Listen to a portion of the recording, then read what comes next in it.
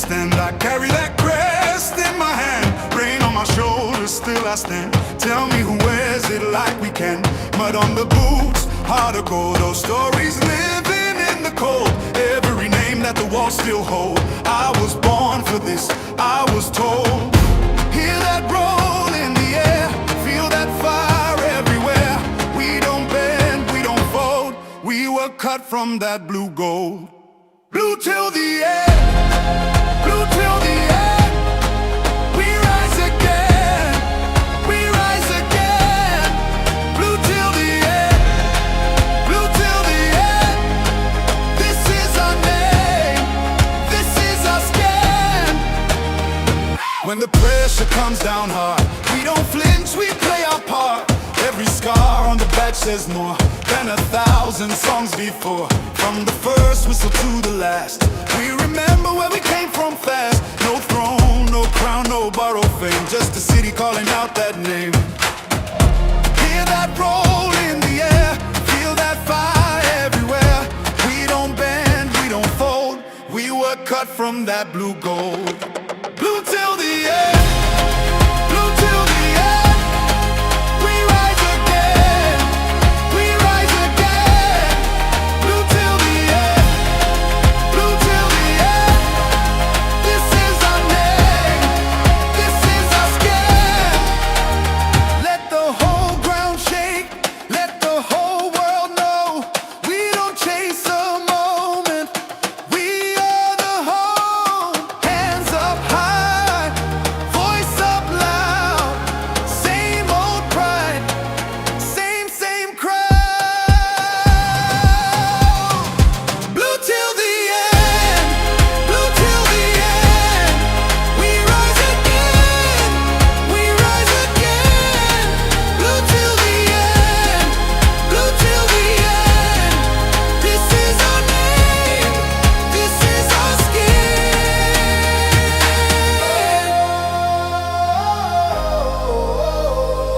Yeah. Ooh. Blue till the end, blue till the end. Loyalty stays even through the storm.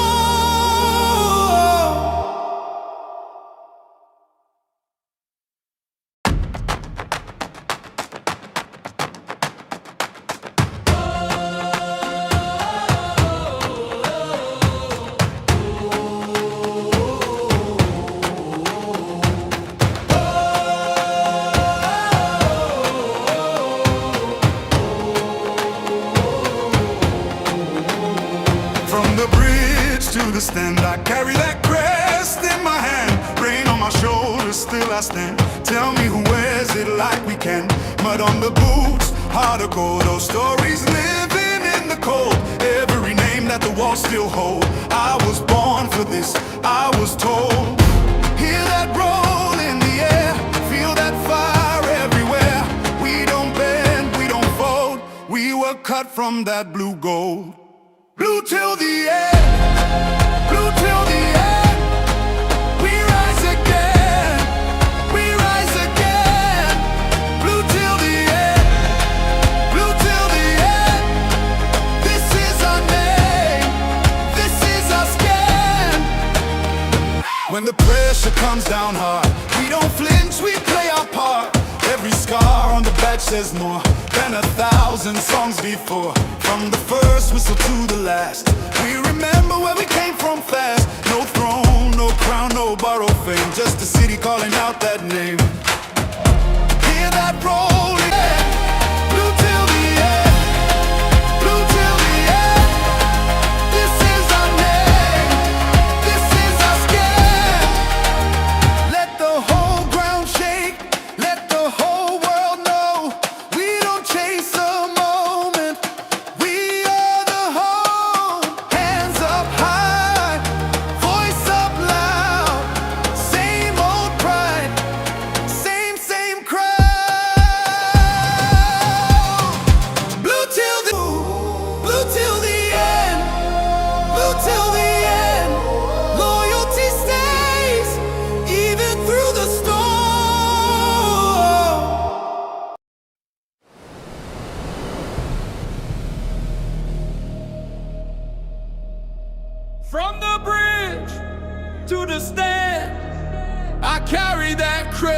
my hand, rain on my shoulders, still I stand. Tell me who wears it like we can. Mud on the boots, heart of gold, old stories, living in the cold. Every name that the walls still hold. I was born for this, I was told. Hear that roll in the air, feel that fire everywhere. We don't bend, we don't fold. We were cut from that blue gold. Blue till the end, blue till the end. We rise again, we rise again. Blue till the end, blue till the end. This is our name, this is our skin. When the pressure comes down hard, we don't flinch, we play our part. Every scar on the back says more than 1,000 songs before. From the first whistle to the last, we remember where we came from fast. No throne, no crown, no borrowed fame, just a city calling out that name. Hear that roll in the air, feel that fire everywhere. We don't bend, we don't fold. We were cut from that blue gold. Blue till the end, blue till the end. We rise again, we rise again. Blue till the end, blue till the end. This is our name, this is our skin. Let the whole ground shake, let the whole world know we don't chase a moment, we are the whole. Hands up. Yes, good people, big up to all of you. I appreciate you all finding the time to join me for another Chelsea conversation. I do hope you're all doing well. And today we have quite a lot lined up to talk about. We'll talk about Enzo Fernández, Enzo Fernández, Enzo Fernández, and Enzo Fernández. We'll talk about Nicolas Jackson, who is on the verge of joining Aston Villa. We'll talk about Liam Delap joining Nottingham Forest. We'll talk about Dibu Martinez potentially joining Chelsea Football Club and a whole lot of other stuff. And if we exhaust the items we have lined up to talk about, we will go news hunting as usual. And sorry for the delays and the postponed shows. We're having a lot of technical issues or the new system waiting for it to arrive. And then it turns out, there was an error. We had to go through the process of finding the correct one again. But that's by the way. I do hope you're all doing well. And yes, it will be blue until the fat lady sings. But more importantly, I do hope you're all doing well. What do we have here?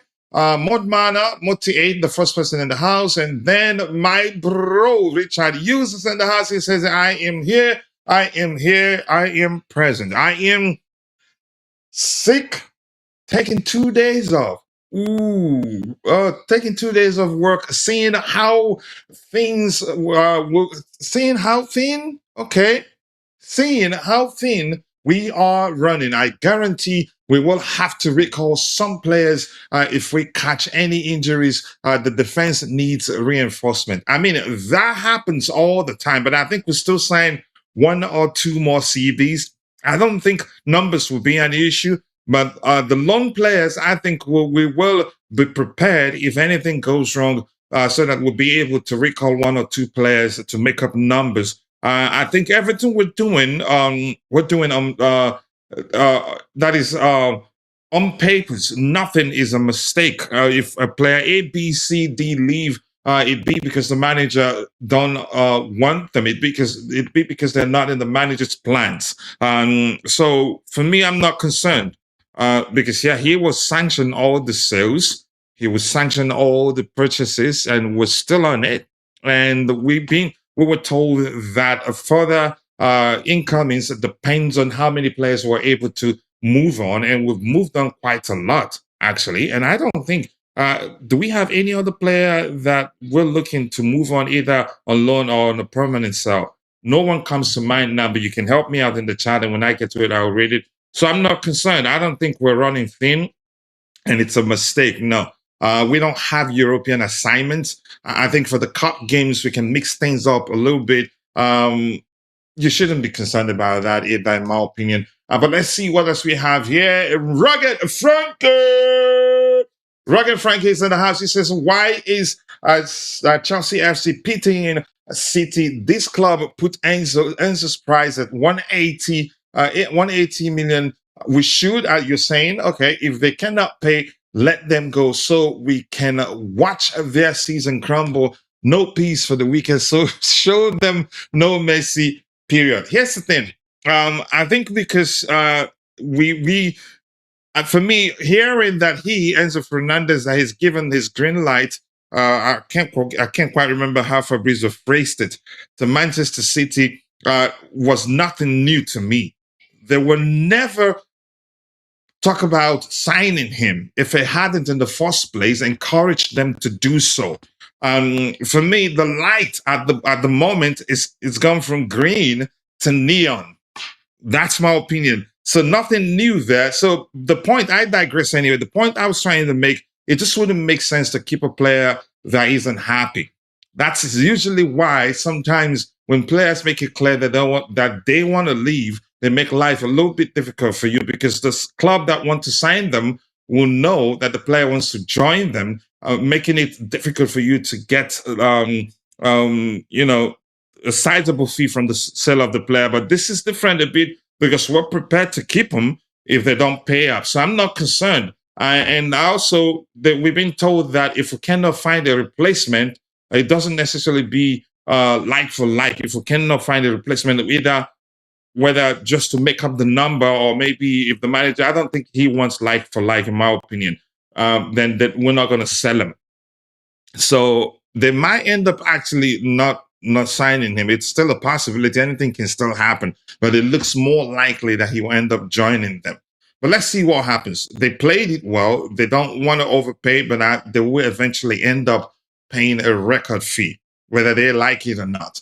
But that's, by the way, and Rugged Frankie here saying that with JP, Daniel Welbeck, and Emmanuel Emera, okay, as the three striking options, I am satisfied this season, in as much as I want Jackson to stay. We don't want bad belly. Let me just send the accent in the and pronounce it. And voodoo in the dressing room, African bro, if it do one. No be lie. All right, Guy to Napoli Bomba. Yeah, exactly. So I think we're moving on players, which tells me we will eventually make a few more signings. I think one more CB. I think definitely one more CB. Archempong has done well, but I think we'll probably end up signing one more CB. Experienced CB maybe. And that's my opinion. And I am happy to let you guys know that you are guaranteed to get diversified opinion and not listen to I alone waffle on the panel. And that's because I have the captain of the community on the panel with me in Constantine Dunn, the Aussie man. Big up, bro. I appreciate you finding the time to join the conversation. How are you doing? Yeah, big up, coach. Not too bad, not too bad. What time is it for you? 8 a.m.? 9 a.m. 9 a.m. Dang it. Yeah. Time difference.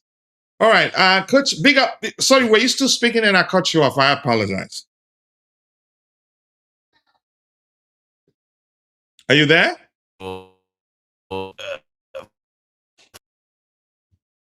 Yeah, your connection is a bit shaky. He's going in and out. Hopefully, he finds a solution to that problem. He's back again. I hope he sorted it out. I just hope. Give me a second here. Oh, was that you or me? I'm not sure. No, it's your connection. It wasn't stable. It was, going in and out. Okay. Yeah. No, I'm good. I'm all good. Yeah. Just got Okay, my you're son good ready now? for Okay. kindergarten. I did Fantastic. ask you if you were still speaking and I cut you off. No, all good. All right, give me a second here. The screen I'm sharing just went up. I wanted to go to the presentation window. But while you wait for me to go to the presentation window, if you haven't, please take a second, drop a like on the video, and also do subscribe to Chelsea Perspective if you haven't. Are you hearing any background noises, Dante? No. Okay. Maybe the system is working properly. I'm hoping that's the case. And the Chelsea Blue says, Coach, big up. Alonso has changed our lives.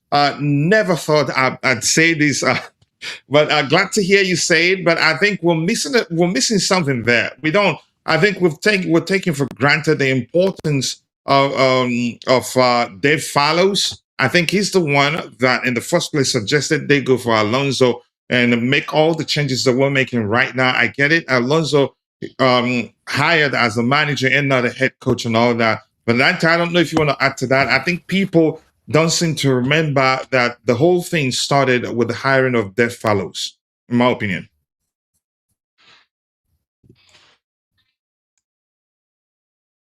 Are you there, Dante? All right. Looks like Dante is still struggling with his connection or trying to get something together there. Whenever he's ready to speak, I will allow him to speak. We should not have to pity. We should not have no pity on a club that meddled with our team last year. Meddled, okay. They spent money on an 18-year-old and wants us, and they want us they want to lowball us out of here. They showed a ton of weakness against Bournemouth. Houston, I think we know that. I think we know that they're kind of desperate and maybe definitely desperate because we understand how important Enzo Fernández is to the way Maresca likes to play. And I don't think he has a similar profile at Manchester City. You could argue actually he's under immense pressure to deliver or maybe find himself looking for another job. I'm not sure. Again, I could be maybe as not maybe he won't get to that point, but the fact that he wanted Pedro Neto, he wanted Malagusto, Enzo Fernández, three of our players tells me he's probably not too sure what to do with the current crop of players that he has at Manchester City. But anyway, that's a small opinion. But keep dropping the likes on the stream, people. The likes do go a long way. Once again, we have 8 likes, and I think we should be doing a lot better than that. So the first item we have lined up here, let's get into it without wasting your time. So it reads, Chelsea to sign Emiliano Dibu Martinez. I'm not sure how accurately to pronounce his name, but it reads, Chelsea spoke to Emiliano Martinez's agent and financially there would be no problem in terms of his salary. Also, Dibu Martinez has already told Chelsea via his agent that he would be ready to go even without European football. Dibu prefers to go to Chelsea rather than staying at Aston Villa. I'm sorry, I don't mean to laugh at him. And even the last time we talked about him on the show here, I talked about how I think it was 2 seasons ago, during their last game or so, he was crying literally. He was in tears, and people, even the rival fans, you could say, football fans around the world thought maybe that was it. He was never going to play for Aston Villa again. And I don't know why he thought that was it, even though there weren't clubs really interested in signing him. So he ended up playing the following season for them. And then again, we heard that he was on the verge of joining, I think it was Inter Milan or so. And that fell through. Was it Inter? Wasn't, and they decided to go for another goalkeeper. And apparently it was because he has maybe had, I'm not sure whether that has healed or so. He at the time he had a broken finger. I'm not sure. So if he ends up not joining Chelsea, it'd be because of his own bad luck. And And that's just my opinion. I feel bad for him because I think you'd argue that particular season he thought maybe he's outgrown Aston Villa and wanted to move to a bigger club, and that ended up not working for him. I think he's a good goalkeeper. I think I wouldn't mind us signing him. I wouldn't mind assigning him. Maybe if it challenges, what's his name, Robert Sanchez, that will force him to go look himself in the mirror and realize, yeah, in terms of his concentration during games, or I'm not sure how is to put it.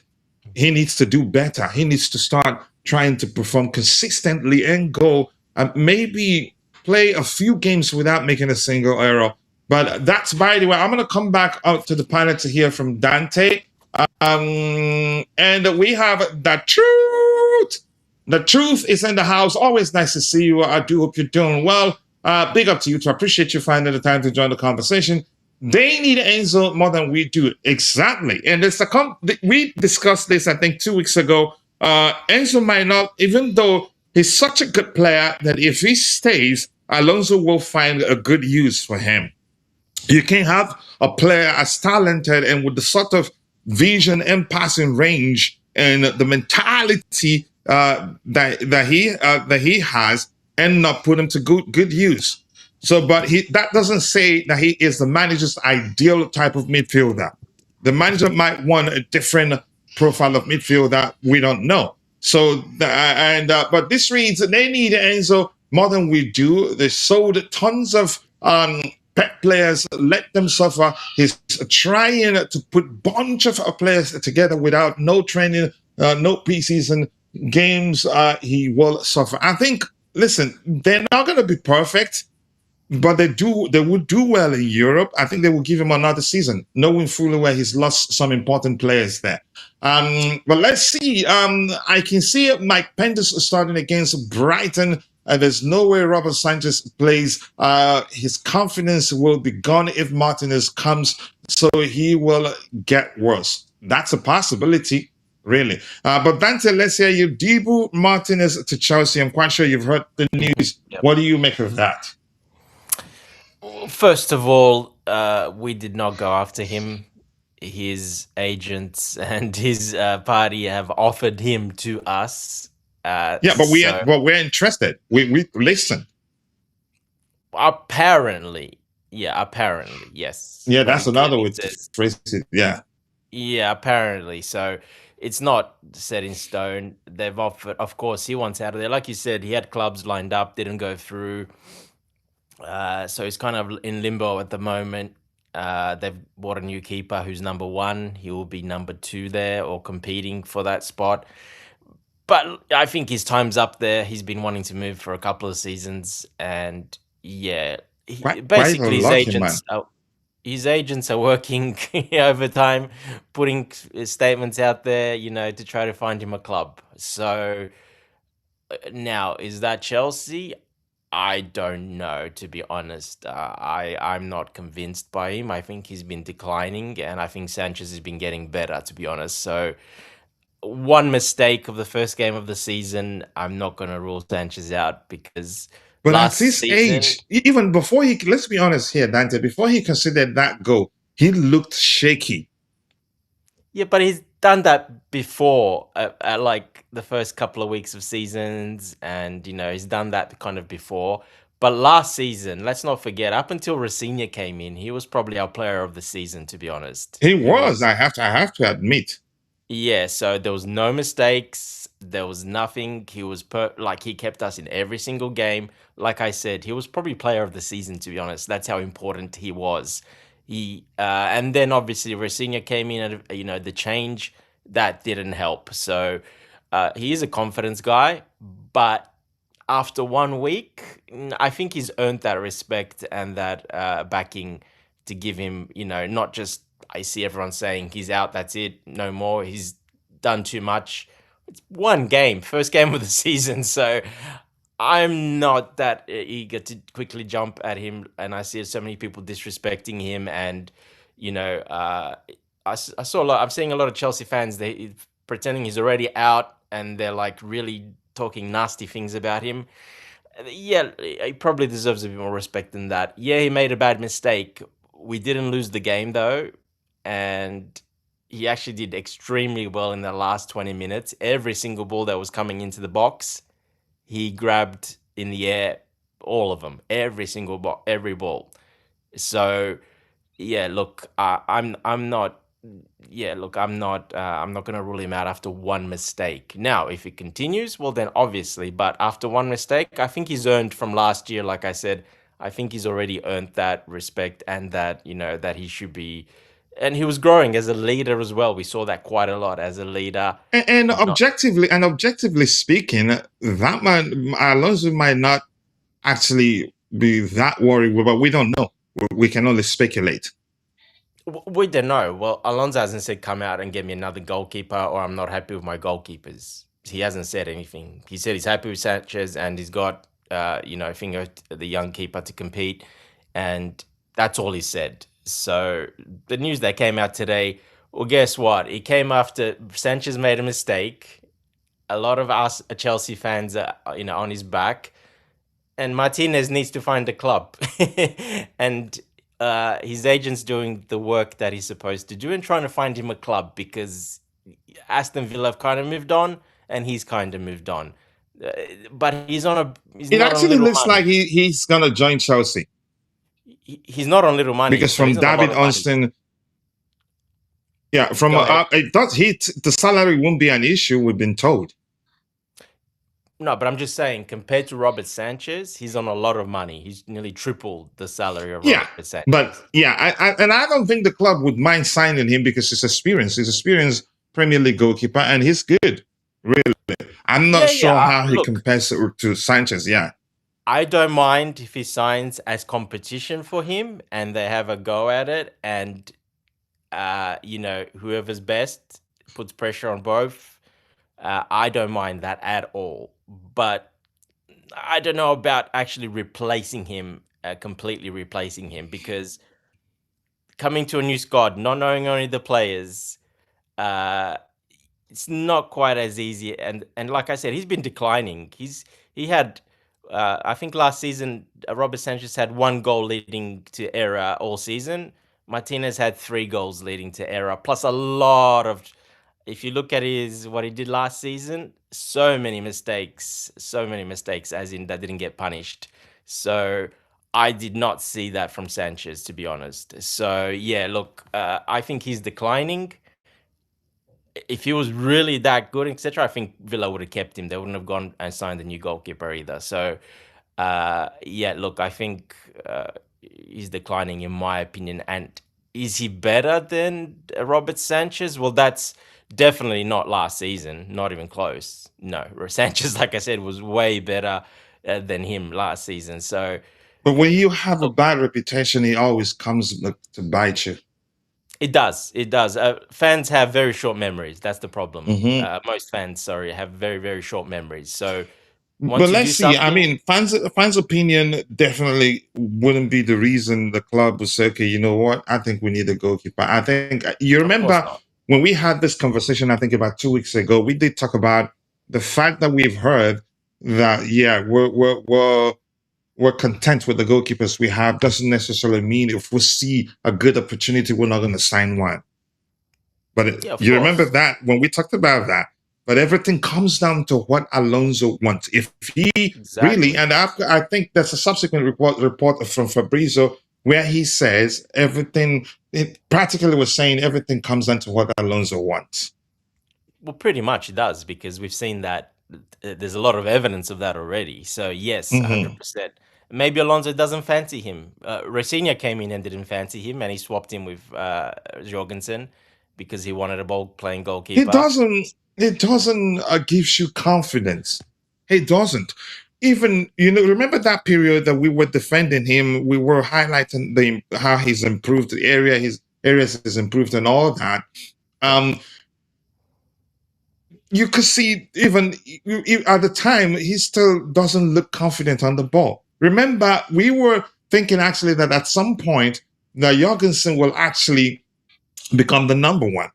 But we did see firsthand that, yeah, he you could say maybe he dreads competing with Sanchez, because every time he comes in place of Sanchez, he makes one error or the other, hardly ever finish a game without making one mistake. So we eventually accepted, you know what, what's his name, Sanchez, the better of the two goalkeepers, more experience, and how he's improved and all that. But still, if you pay attention during games, sometimes you see him unnecessary. He does come across as nervous. You don't, given his age. So he's human. I understand he's human, but look at Pendas at his age. Whenever he's on the ball, you don't panic. Well, that's because you probably haven't watched enough games, to be honest. And I think I have watched enough that I'd say you could say he'd be, as a player, I'd be more confident him being my goalkeeper if we're bent on playing out from the back over Robert Sanchez, just like when it was Sanchez versus Jorgensen. Yeah, I know people say that about Pendas. Hasn't been in the Premier League before, and under that type of pressure and in that type of game style, he hasn't been under that yet. So we don't know, to be honest. I mean, that's an important point, and I do know that. Listen, as I said in the video, have I released the video already? Pendas, I think. I said that in the predicted lineup that as much as I like Mike Pendas, the French league isn't the Premier League. The Premier League, for me, a different ball game compared to the French league.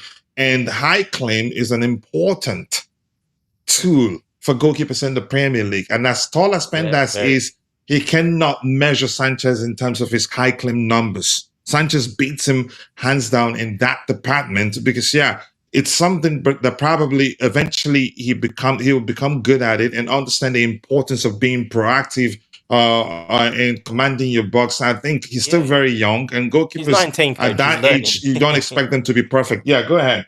He's 19. He's learning, and that's why he's staying. He's learning, to learn that from Robert Sanchez, from the coaching, from the goalkeeping coaching, to learn the English way of playing and what happens in England from other countries. Pressure's much higher, like you said. High balls are way more, so you have to be very good at that. It has to be good. You have to be good at commanding your box, high claims, and all that. He's not quite good at it yet, but he will get there eventually. Because he hasn't had to really do it, to be honest. So when you're asked to do something, a lot of it, and it's different from what you were used to, well, of course, it's going to take a little bit of time, especially because he's 19. And goalkeepers, they age like fine wine. They take a long time to mature. The older, the better. Yeah, because it's a very much a confidence position. It's very much a position where it's not about really running a lot and physicality and strength. It's more about actually using your brain a lot and being very flexible, of course, and react, etc. But there's a lot of memory, brain memory, etc. Stuff they do behind the scenes because they need to do that. Because if you're not switched on as a goalkeeper, well, that's your downfall, basically. And I think Sanchez has that problem sometimes. I've noticed that at the start of the season, if he comes back from a layout, and that just tells me that he's got a bit of that problem. But he actually gets it over pretty quickly, and then once he gets in the groove, from especially the last couple of years, like I said, he's been extremely good. He's been very good. So That's what's difficult here. Yeah, I know people want Pendas in there.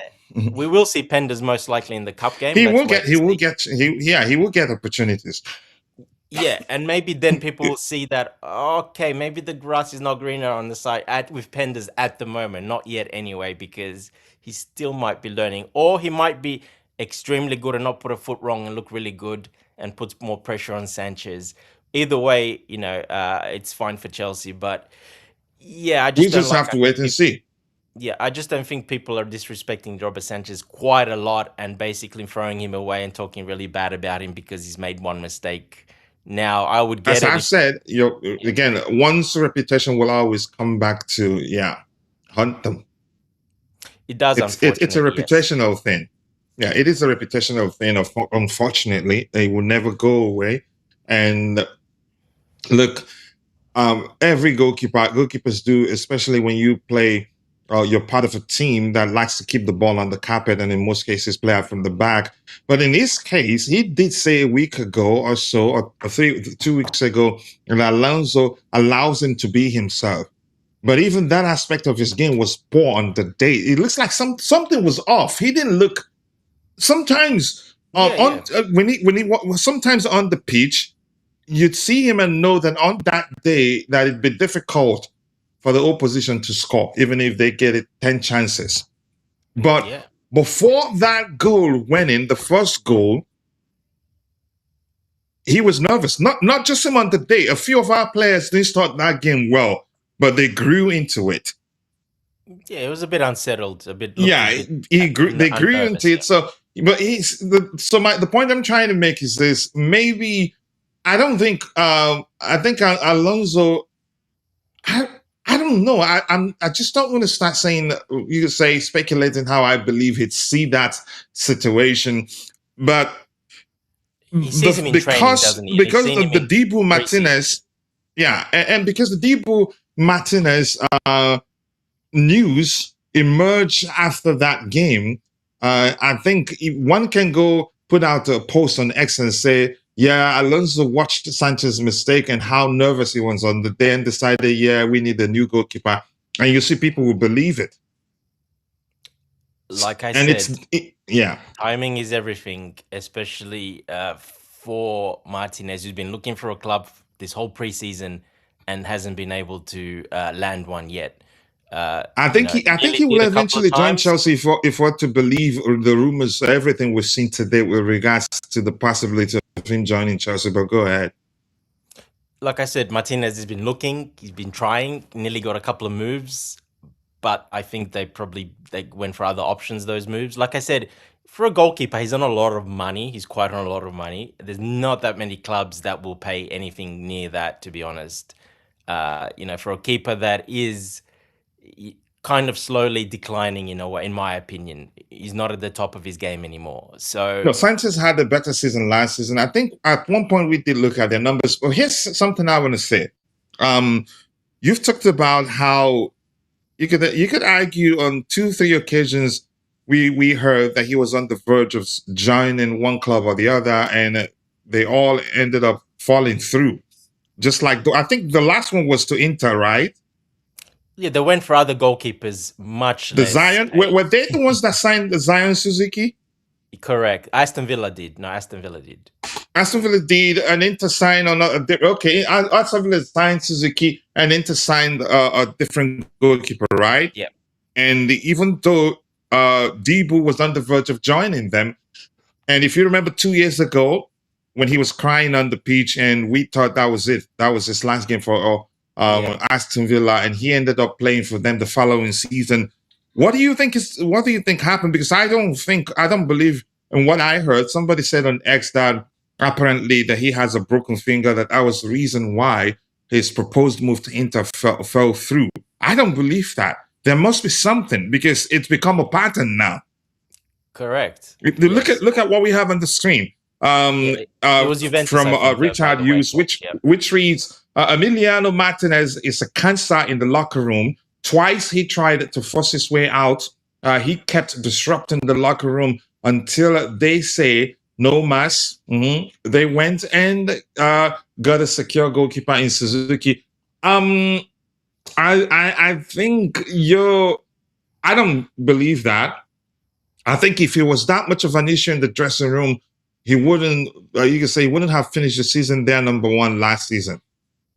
I think what I believe is the case is that he believes he's done well enough and that maybe as a World Cup winner he deserves to be playing for a much bigger club. Maybe I'm just assuming that's the case. But Dante, what do you think?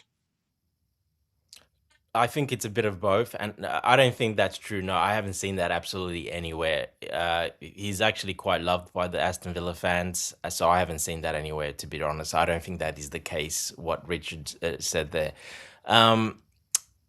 I think it's the money, first of all. He's on, like I said, a lot of changes at Villa, and he's been in a lot of. They had trouble last season as well. They had to get rid of a couple of players because they were on the financial cusp. Now he's on one of those big salaries, especially for Villa. Is he the highest? I think he's the highest. I'm pretty sure he's up there, if not the highest paid player. So when you're the highest paid player like that at that age, slowly starting to decline, clubs are gonna pretty much move on unless you keep those levels up, and he just didn't last season. So I think it's a bit of both. I think the club wanted to move him on, and I think he wants to move on because of that. And he knew they're gonna bring a new young goalkeeper in, and they're not gonna pay him nowhere near what he's getting paid. And it helps Aston Villa, as in financially on the books. It helps them a lot because, like I said, he's the highest paid player. So yeah, I think it's a bit of everything, to be honest. But yeah, there is something there that he hasn't joined another club. And like I said, the timing is good.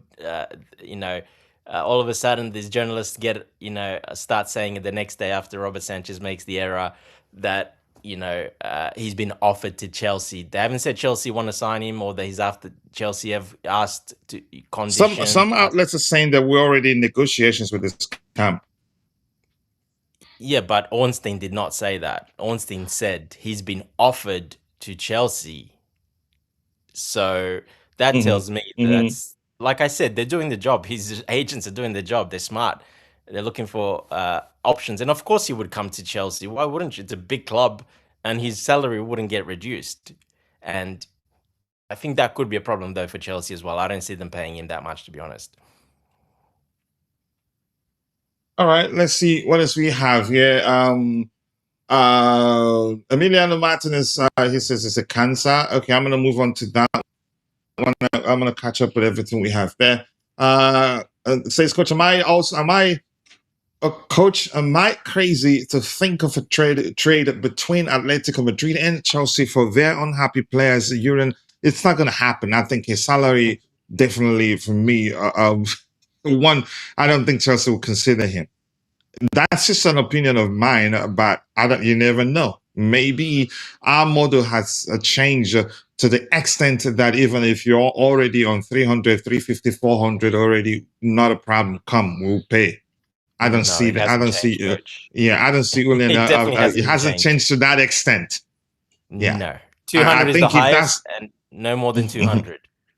And I think if we've changed to that extent, I think would be probably prioritize keeping Enzo Fernández rather than letting him join Manchester City, because the truth remains the root cause of him wanting to leave in the first place has to do with the club and his camp not coming to an agreement for a pay rise.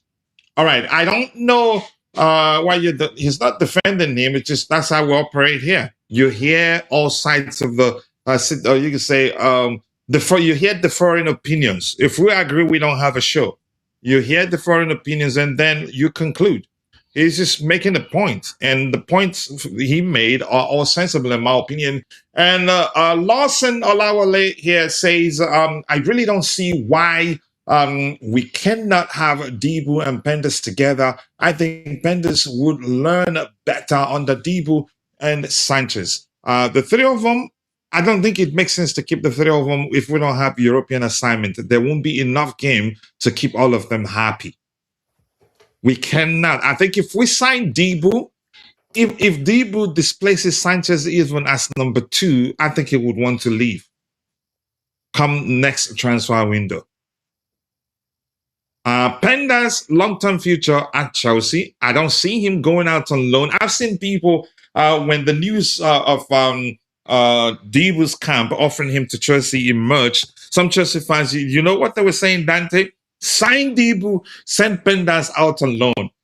Yeah, I'd say this. Yeah. I don't know what's going on. I don't know whether we'd end up eventually end up signing Dibu Martinez.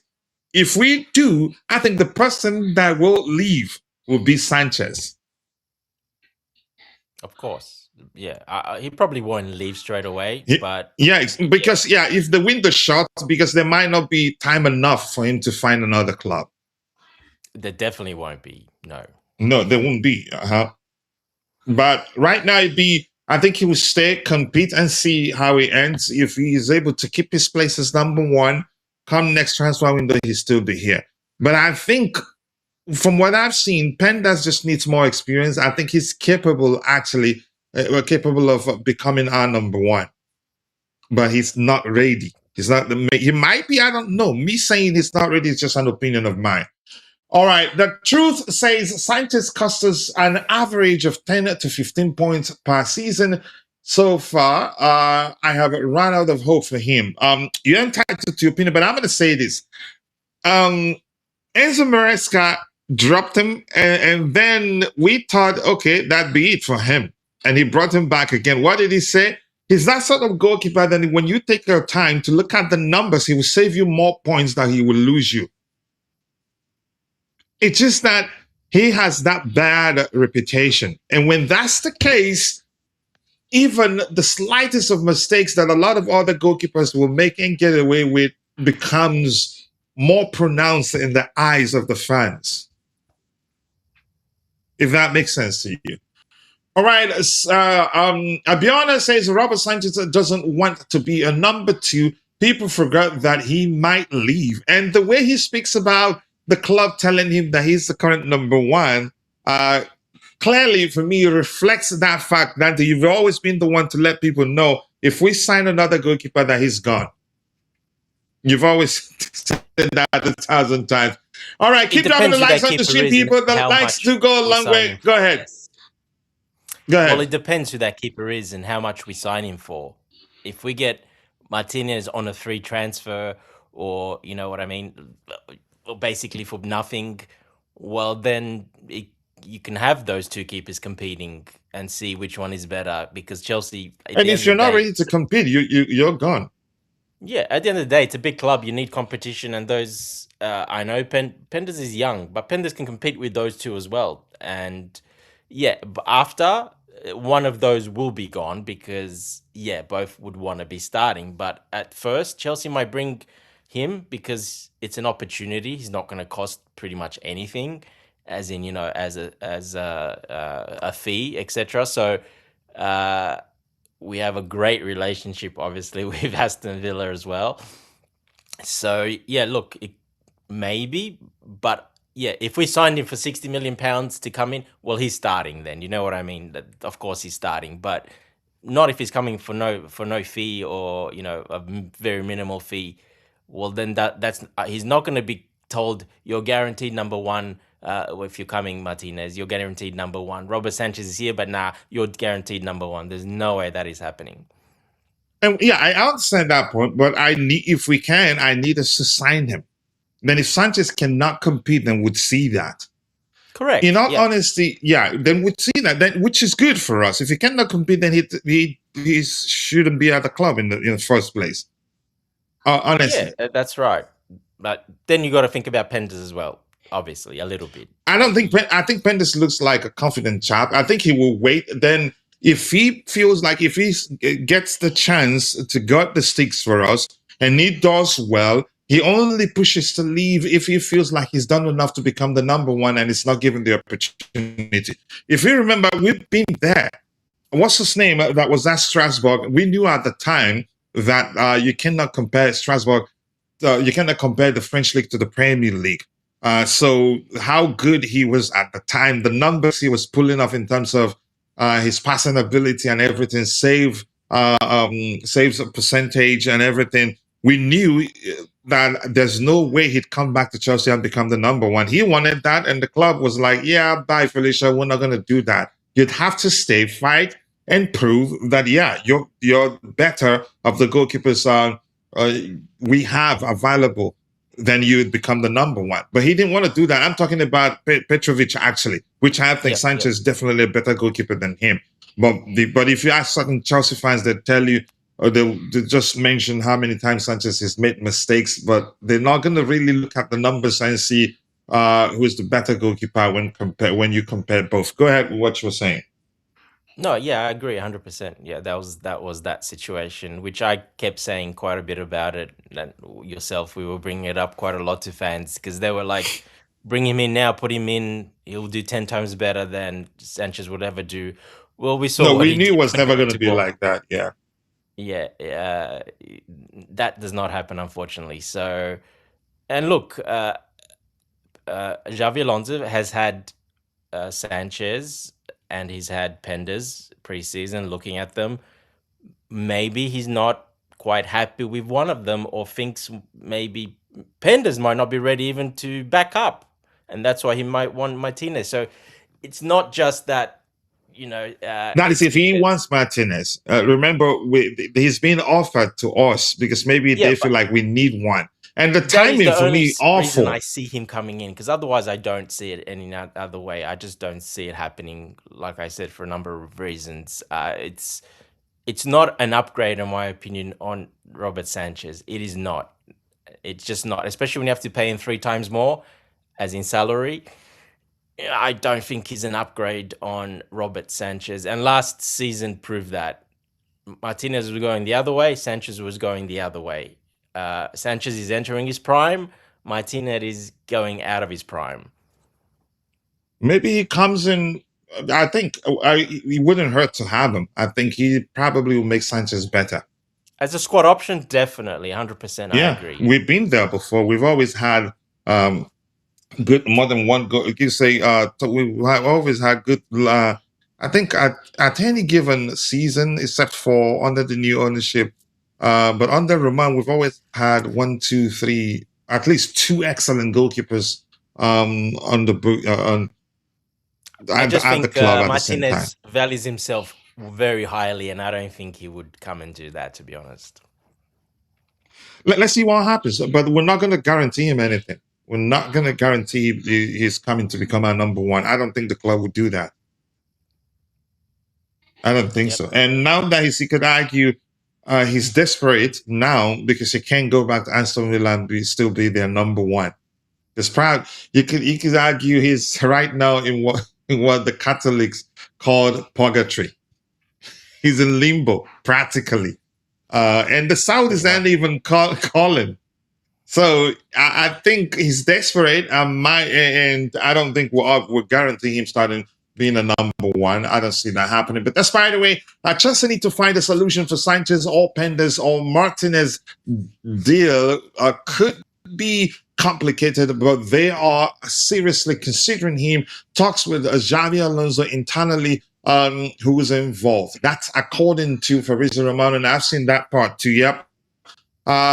So I don't think if anybody leaves, if the club ends up deciding to let one of the goalkeepers, the quote unquote solution, go out on loan or maybe be sold, it will not be Pendas. It will not be. Dante, do you see that comment on that comment right there? The highlighted comment. That was, I think I did see it myself and I read it at the time, but for some reason I don't know how I missed out adding it to the system so we can present it to the people, to the viewers, and discuss it. I don't think it will be Pendas.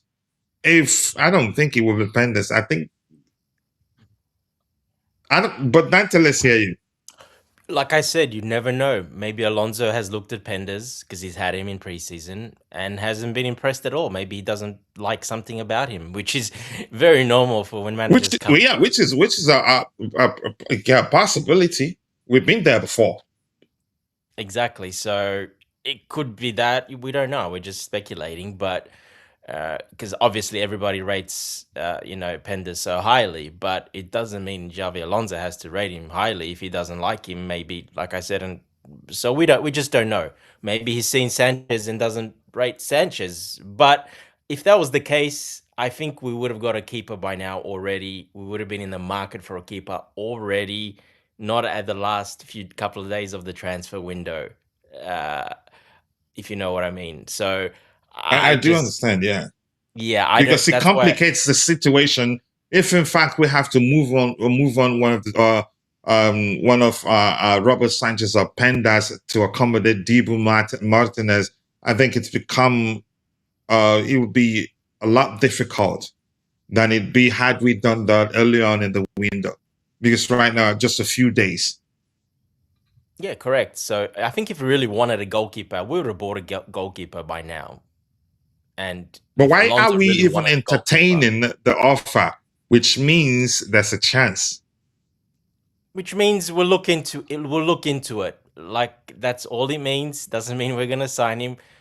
But like I said, of course, why would we turn the chance to sign him if he comes for no money, basically, maybe a less salary, and comes in as squad option? Of course, you're going to bring him in. But does Martinez, would he want that? I don't see that happening. All right, let me catch up here. My bro, Tebe. It's in the house. Big up Tebe. Always nice to see you. I do hope you're doing well. More likes, people. More likes. We have 19 likes, and I do believe we can do a lot better than that. Please, if you haven't, take a second, drop a like on the video, and also do subscribe to Chelsea Perspective if you haven't. CFC Steven, big up, bro. Always nice to see you. I appreciate you finding the time to join the conversation. What else do we have here? Tobeho fighting with Modmana. I'm not going to read that. All three coaches got rid of their goalie, and all three won the league. We can keep making excuses for him. He will give us 2 good games against Southampton, then Costas against Coventry. Bring in Diogo Costa. Heston, I'm going to say this. I'm not worried. Why? Because if he needs a goalkeeper, we're going to get one in. Even if it is, you can say, 5 minutes before the end of the transfer window. But Dante, you get my point there. So, yeah, of course, if he really wants it. So that's why I'm not worried. Go ahead. But do you think Xabi Alonso is the type of guy that will look at just one mistake and he would make his whole conclusion on that one mistake? No, except if he's seen a lot more, a lot. You can say no. I don't think any manager would, because of a single error under his reign, to be more specific, except if he's seen the previous errors, and you could say he has a similar mindset as the fans, and because we reason differently, we all see things from different lenses, right? Chances are we don't know how he sees it. We don't know. Maybe they learned that, yeah, given how poor he was on the day, in my opinion, overall, that we do need a goalkeeper, or maybe it's just the Dibu Martinez camp taking advantage of the opportunity. You could say they saw what happened and felt like maybe they might need one. But overall, I'm going to go. I'm going to go back to saying, if we need one, we're getting one. If the manager is content with the 2 with Pendas and Sanchez, I don't think the third choice goalkeeper really matters, especially with no European assignments. If he's content with the first and second choice goalkeepers, we're not going to sign a new one. If it's not, then we're definitely going to get one in. If maybe we were considering it, and Dibu Martinez has made himself available to us, his camp, they've made him available to us. If he really wants him, he comes in. Then whatever happens to whoever makes way will happen. That's what big clubs do. Go ahead, Dante. Yeah, exactly. Look, like I said, we're just putting different opinions, different points out there. And, it's just our opinions, and we're speculating. It's nothing. I see people in the chat having a go at, stuff we're saying. It's it's objective. It's just different angles, opinions. That's all it is. Yeah, we don't work for the club. We don't know what's going to happen. We don't work for the club. You guys don't know. No one. The only thing we do know is that what Ornstein put out, etc., and that he's been offered to us a day, after Robert Sanchez makes the mistake, because his agents are doing what he's supposed. They're looking for a club, and they're doing what agents do. Yeah, so they saw an opportunity, and that's what they're doing. That's all it is now, and up until now, that's all it is. It could still happen. We don't know. And the truth says that according. Go ahead. Yeah, or it could just go away, and it's just basically that's all it is. Okay. According to Simon Phillips, Xabi Alonso asked the Chelsea board to consider a move for Emi Martinez. Initially, the belief was they would stick with what they've got, but Xavi made it a priority now. Okay, now it's everywhere. But you never know. All right. Dante, the question is, can Sanchez win you the Premier League? The answer is a big no. I think, here's the thing, Rugged Frankie, that's an opinion. Do I think we can do better than Robert Sanchez? Absolutely. Yeah, he isn't reliable and lacks consistency for the period he's been in EPL. Can you compare him to Alisson, Raya, or Donnarumma? I still take him over Donnarumma, and that's me. But here's Rugged Frankie, here's something I want you to do. And I've said this, I think, 1,000 times here. If you have FODMOB app, get a pen and paper and a sheet of paper. Get a sheet of paper and a pen.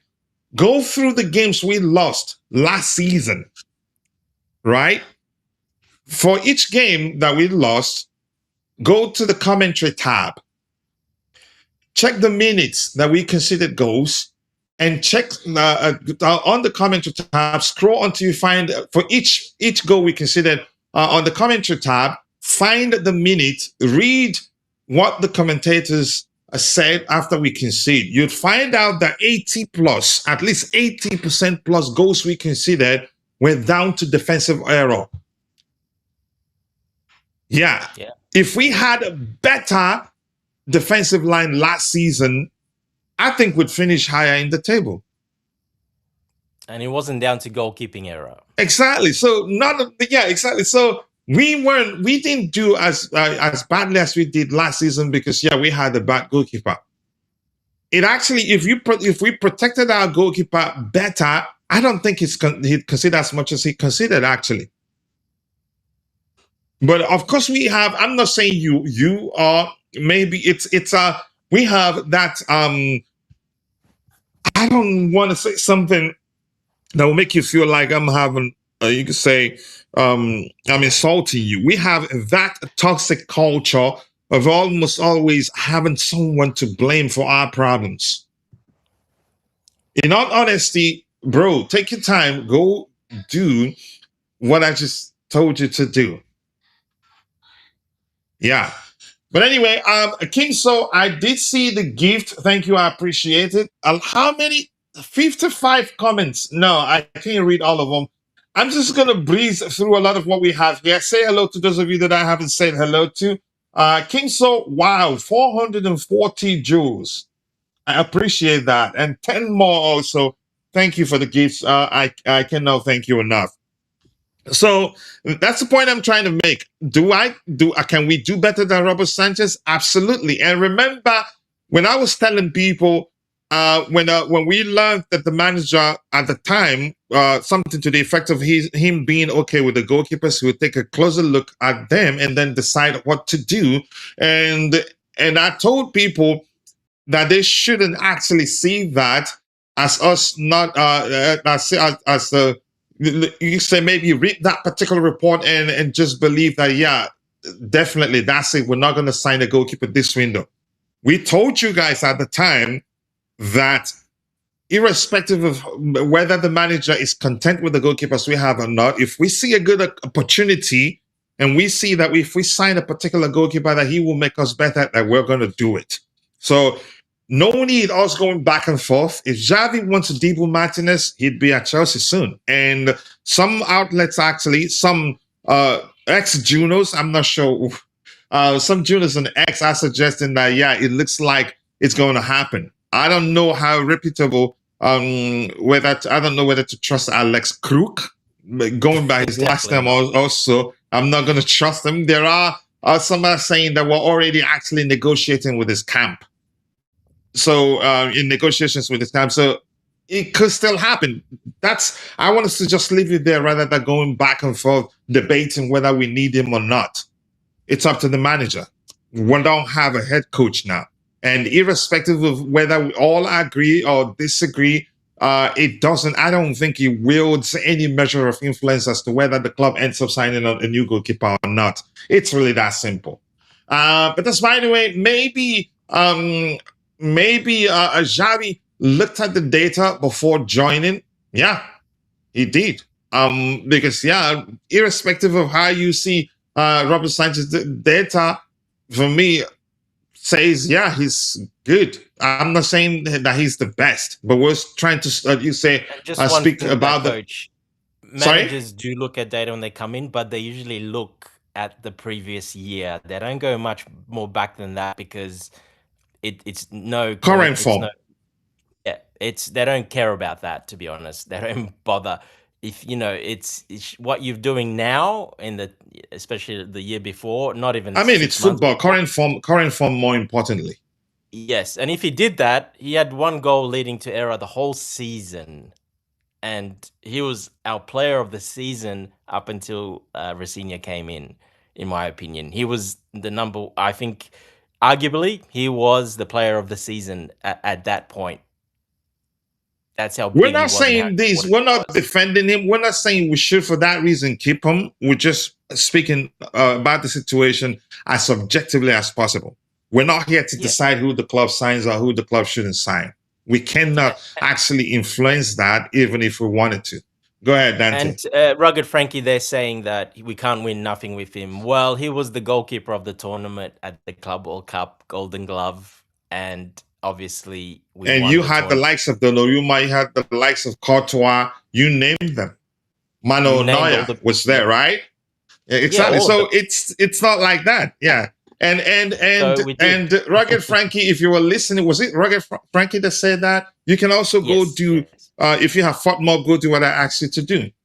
And that's not me saying we should definitely not sign Dibu Martinez or not sign Diogo Costa or a goalkeeper that will, again, when at the mention of their name, you'd know, yeah, we definitely need him. He's better than Sanchez. Diogo Costa is a very good goalkeeper, ball-playing goalkeeper, but he's 6'1". Now, he does not know what high claims are. He never had to do it. Now, put that in the Premier League. What do you guys think will happen? Yeah. Yeah. All right. Let's catch up with what we have and then move to the next item. Inter signed Sommer at that time, and he was better than Sommer, but he is being disgruntled. They want him out. There is something bigger hidden. That's why I'm saying we don't know, honestly. But I don't think it's okay for us to just conclude he's a toxic character in the dressing room. We don't know. He was close on getting it to Manchester United until Villa wanted a lot of money. Was that the reason he didn't join them? But yes, I'm just going to leave it at, if the manager wants him, he will join us. It's really that.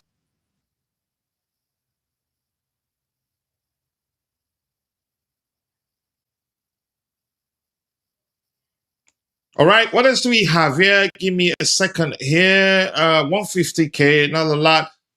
This was how we hyped Kepa to improve. Yet that I can't resell. But come to us. Yes, then we cannot dictate who the club sign. We cannot. We can only have conversations about potential signings, or maybe the players were already signed or players we're looking to sell. We just cannot dictate who the club signs. So if we think that we can, it just doesn't make sense to me. This should be unanimous. Everyone should want Sanchez dropped immediately. Life doesn't work like that. No, it's bizarre how this fan base is constantly divided on everything, because that is life. Little thing, little thing. This is a step in the right direction. If it's going to happen, it's going to happen. But we can never all agree. And I hate to be anywhere where everybody agrees. I usually get suspicious. But that's, by the way, yes, he was being offered to Chelsea, and Chelsea are considering it. Yep, I read that part too. I'm just going to say hello to a lot of people that I haven't said hello to. Apologies. That's 67 comments. I don't think I can read all of them. Alvarez to Chelsea, it doesn't make any sort of sense. It will never happen. His salary will almost always be a problem. Not going to even waste my energy. And Kim So is in the house. And Kim So, once again, if you found a girlfriend, let us know. We're going to keep asking until you give us the good news. Or, as Dante said, you should be looking for a wife now. You should be... and an inflatable one doesn't count. Nicolas Jackson should have stayed as a rotational player. The question is, would he want to stay? A lot of Chelsea fans want him to stay, but would he want to stay at 25 Senegalese international? It just wouldn't make any sort of sense for him to stay. All right, I'm going to scroll to the very bottom. Apologies, I just can't read everything. 60 plus comments. I will try to get your subsequent contributions in the chat. And I see my bro, Tammy is in the house. Tammy, always nice to see you. I appreciate you finding the time to join the conversation. Tammy, cool. All right, Sanchez, out. Life does work like that. If the manager wants him gone, he's gone.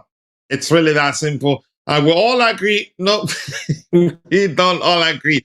For me, whether he leaves or not or stays, I have no opinion. We have a manager now. We don't have a head coach. The manager decides what he wants. If he wants us to push for Neuer, I think we will try, let alone not get the deal across the line. But terminate his contract. Yeah, let's see. Tammy says, I've got a wife for Kim Sos. Jesus Christ. You guys should go have a good conversation. All right. Let's move on from deepness. I like him. Why are you laughing, Dante? No, just the stuff people are saying, and yeah, in the chat, it's crazy. Yeah, go have a conversation with him elsewhere. So, what else do we have here? Dante, he's saying hello to you.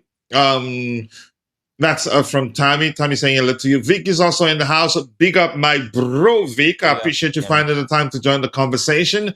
And this is Roman Sousa. I hope I did not butcher your last name there. Watching from Angola, up Chelsea for life. Very happy to know that Emi Martinez will join us. Very experienced goalkeeper. Is he joining? How are you two certain that he's joining us? But anyway, it looks some people, some juniors on X are actually saying like Alex Crook. Is he really a Juno or just one of those individuals with big X account? Then everybody just categorize them all as a Juno. Is he? He's at the Athletic, but he hates Chelsea. Like, he'll say anything bad about Chelsea. And okay, he's the one that said on X that definitely he's suggesting that Dibu Martinez will definitely join Chelsea. But that's, by the way, this year Liam Delap is joining Nottingham Forest. Nottingham Forest reached a verbal agreement to sign Liam Delap from Chelsea. Here we go. Fee around £45 million plus add-on. I think some reports on X suggesting everything totals £50 million. Even at 45 is still a good price. At 45 would mean we're making £15 million gain. And there's no sell-on clause because we triggered his release clause at the time from at Ipswich, right? And purchased him. Right. So we keeping everything we made from his sale. Go ahead, Dante. Yeah, right. Correct, coach. Yeah, I'm just agreeing that that's correct. All right. So a good deal, right? You agree? No, we should have got more. It's not good enough, to be honest. You think? Yeah, these directors and Blueco, Clearlake have no idea what they're doing. It's rubbish. Oh, I think you're correct. Yeah, you're correct. Yeah, it's a horrible fee, and first of all, we're losing our best striker. He's, so to get that little for him is just not good enough. Yeah, very, very, very nonsense. I'm not sure how else to phrase it, but I want to go to heaven. I don't want to say it the way it came to mind. All right, the best thing that's happened to us this century as a club and fan base is to see Delap and Jackson depart in such a mouth-watering price. In such okay, I can't speak. All right, let me just leave it. We've made some we made a lot of money from the sales of the two players you mentioned there. But yeah, he says Crook Key is a chief correspondent for TalkSport. I respect the man. I don't respect names. I respect integrity. That's who I am. And he says, Coach, we need to give credit to Chelsea for the deals that they are doing. Lethal Republic of South Africa, yeah, we need to. Not easy. And rival fans are actually losing their SHIT, given how much we're making from the sales of those players we sold already. We made from the sales of the players we sold already. They just can't believe it. I think the other, what's his name, the Manchester United account, he's losing his mind, saying, look how much we made from the sale of Delap. We bought them for £13 million and we sold them for £15 million. How much we sold Garnacho, how much we paid them for Garnacho, and how much we sold them for, and all that. Why can't they sell players like that? You know, what's his name again? Goldbridge. Yeah, he's losing his mind. This century, that's a good one, right? Go ahead, Vic. They do. All of our those guys, Man United, us, they're all saying, I wish we had our sporting directors now. They all wish we had those guys. But for some reason, we don't want them at all at our club at all. So, yeah, look, you got to give them praise for what they've done. And this is the important thing, is to have multiple directors because of this. It's very hard to do what they did with one director because so many deals, so many things to cover, and so many things to do, incomings, outgoings, etc. This is where that big advantage is of having multiple directors. You get a lot of work done, and you reap the rewards from that. But it's important to know that actually responsibilities have changed. They've tightened the structure. They've tightened the structure, but they've tightened the structure, and that has led to those names that I don't want to say here, that these names that get Chelsea fans lose their mind. They don't seem to be that much involved anymore. No, they still are, coach, especially now goals. But not that involved. But they're not the main, you could say, key. They participate in the decision-making process. But more importantly, I don't think it'd be accurate to say, I think to some extent, Alonso has the final say because you can sign and impose players on him. He'd have to say, yeah, definitely, I want that player. Of course, yes. That changes everything. That's why these days, I don't argue with people. If you try to drag me into an unnecessary argument, I'll let you know we have a manager now. We can scream at each other from now to tomorrow. It will not wield any measure of influence with regards to who we sign or who we sell or what the club does. But go ahead, you were saying something. Yeah, but I mean, the work that goes into it to sell players and, to do all that, that's not Alonso. So, they're doing this work, they're getting those fees, they're getting those sell-ons, they're getting those sell-on percentages, they're getting that money. They're the ones doing all that work. So they deserve credit for that, because one thing they're good at is, if not the best, in my opinion, they're the best in the league at it. As in, from the big clubs, not even close. They're the best in the league at doing it. Short-term player acquisition and sale and all that. You can say short-term player investment. I think that would be the more accurate framing there. But big up to you too. He says, I'm not doing another season in goal. Here's the thing. Unfortunately, how you feel doesn't change that. I love you, Kim. So you just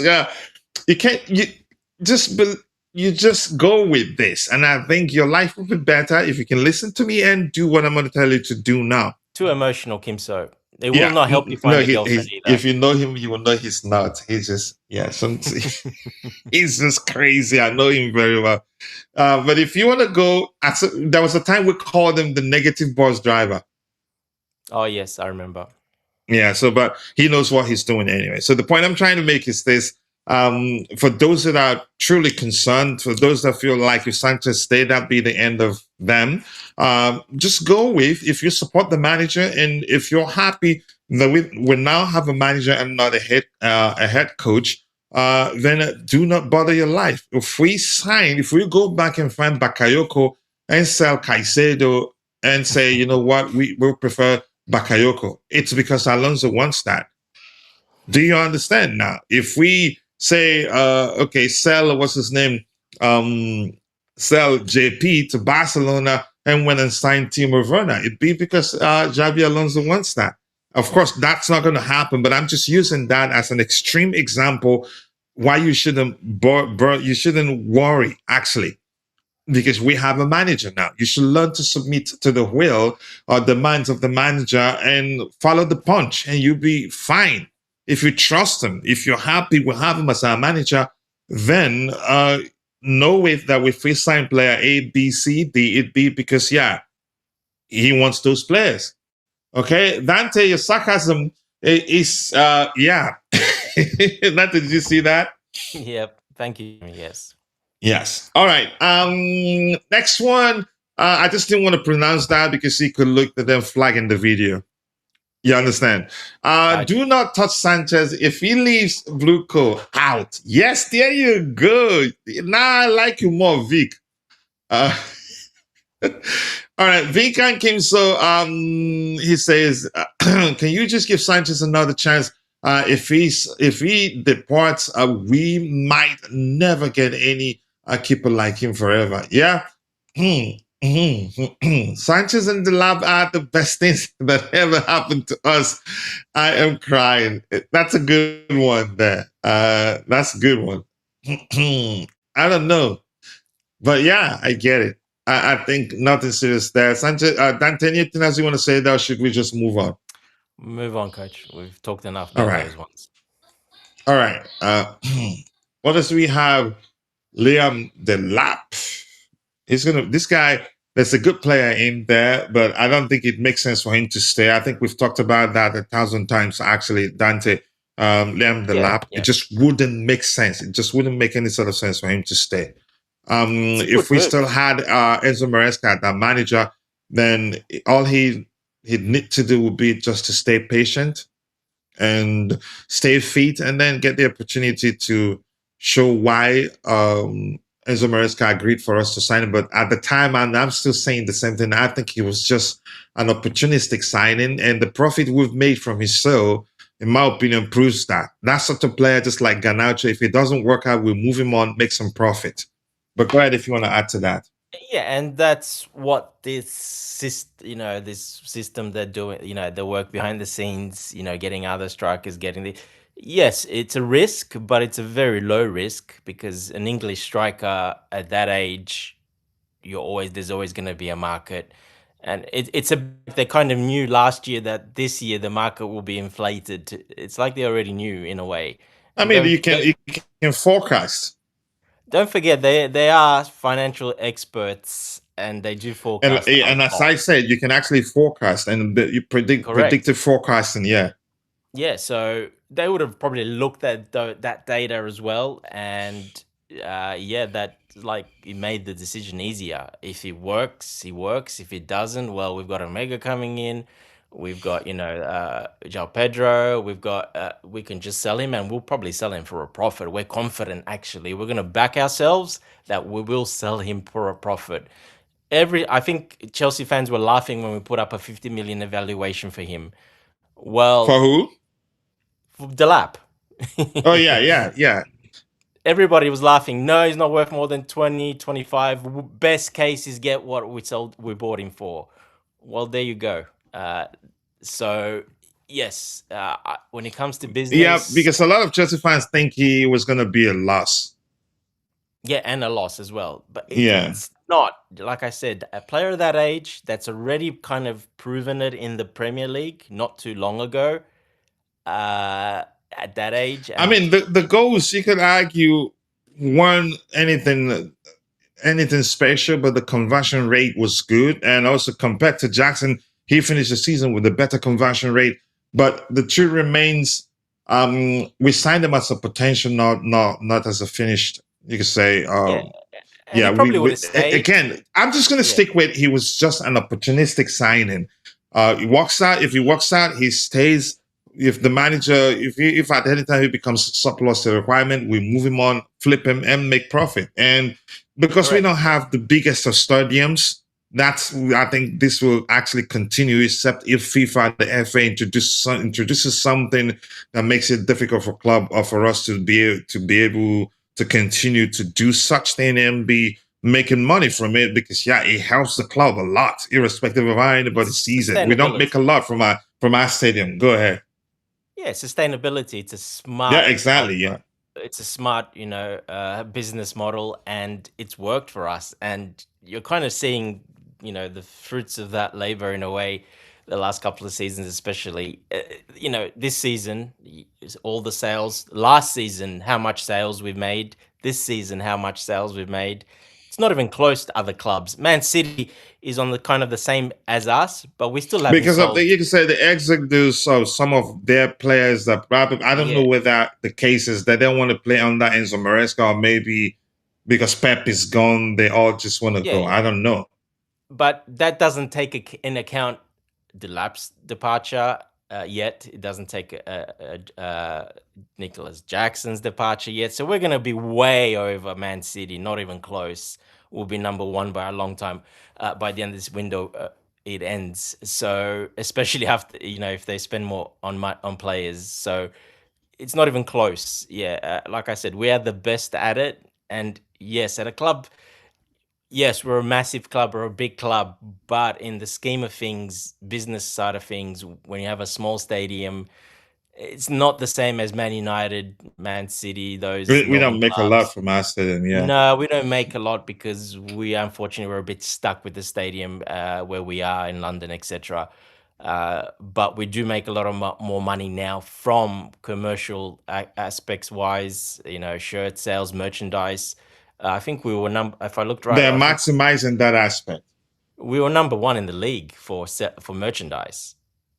So that's a lot. That's a big thing. So yeah, look, they're finding other ways, and this is one of those other ways. I have no problem with it as long as we're going in the right direction and we're adding quality players and winning. There's absolutely no problem with it, and we are going in the right direction, in my opinion.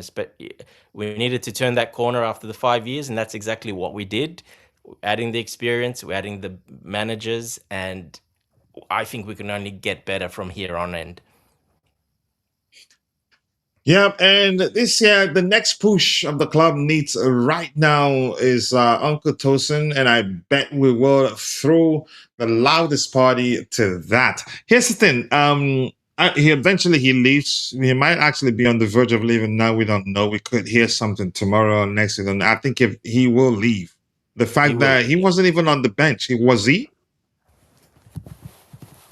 He's been given a squad number, but he hasn't, as we know, he hasn't trained the main group. He's been on that list on the side where, for the last couple of weeks. So no, he's not. He's been put out that he's leaving. Yes, they're looking for a solution for him. And I think probably would be open to moving him on because we signed him as a free agent, and if we sell him, we'll make some money from him too. And yeah, we will. Even if it's £20 million, that's £20 million. Probably not going to be up to 20. I think if anything, just a low knot of 10, maybe. Don't be surprised, Coach. Don't be surprised. He's at that age, and we do not sell like that anymore. There will be a lot of percentages in there, stuff hidden in there that we will get our money.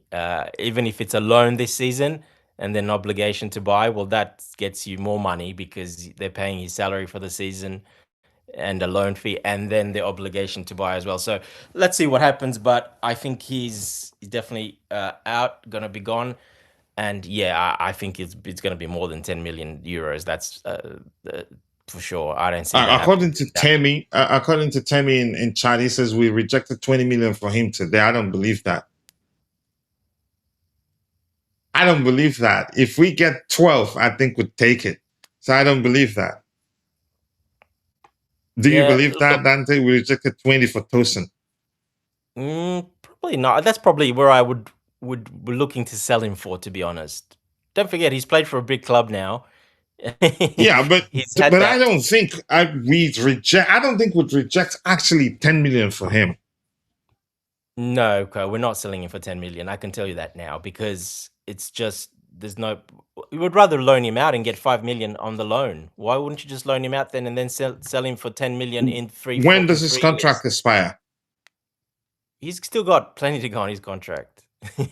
It's not. It's not a problem. I think he's got 3 or 4 years. 3 years, if I can't remember. So you loan him out for the next 2 years. You get a free 4 Let me million. check. Go ahead. You get a free 4 million loan fee plus they pay his salary. Well, oh, yeah, you've made almost that those 2 years of loaning him out. You've made that 10 plus 15 million already, and then you can sell him for 10 million because then that's fine. But now you're not selling him now for 10 million. So I don't think. yeah, his contract expires in 22. It expires in 2028. So about 2.something, 2.5 years. Or 2.5 years, 2.5 seasons, maybe. Yep. But that's what I said. We're selling him now for close to 20, or we're loaning him out and we're getting that money the other way, and then getting that money at the end of the contract. So I don't see them just selling him for that cheap. We'll see. Whatever happens to him, good luck to him. Honestly. But let's see. I saw the post on X. Don't believe it either. But here's something else. Dante, how do you think Liam Delap, how well he'd do at Nottingham Forest under Oliver Good. Glasner? Yeah, good, I think he because will. they're gonna play transitional. They're gonna play more transitional. A lot. Yeah, exactly. That's his game, right? That's his game. That's his strength. And I always knew when he's coming to Chelsea, he's probably going to struggle for the first 6 months or so because, and then changing managers and then obviously the injuries. Well, that just pushed it out even more, changing a bit of the system. It's going to change it make it even worse. So, yeah, he didn't give a good account of himself. But let's not forget, Pedro Neto did the same when he came from Wolves because he played in a system like that. First 6 months, he struggled a little bit. Then the next season, he got really going and got, really comfortable and, was very important for us. So players that come from those systems like that, they're always going to struggle at first if they're coming into a completely different system that's possession-based, slow, build-up, etc.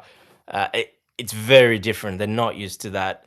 And you can see by him pushing it and really forcing it and really still playing like that, because it's in his system. That's how he played for a long time now. He's still trying to play like that, and I think he didn't quite grasp that concept too well, to be honest. I mean, he's not equipped to. Again, he's a transitional player. I'm not sure how else to phrase it. He was always going to struggle, but except games where, we get to play on the break, and it's one of us, which was why you could say he got those 2 chances he got against PSG at the Club World Cup, because they were on us at the time, and we hit them on the break on 2 occasions, and he was at the end of the balls, but was quite unlucky not to get goals on that day.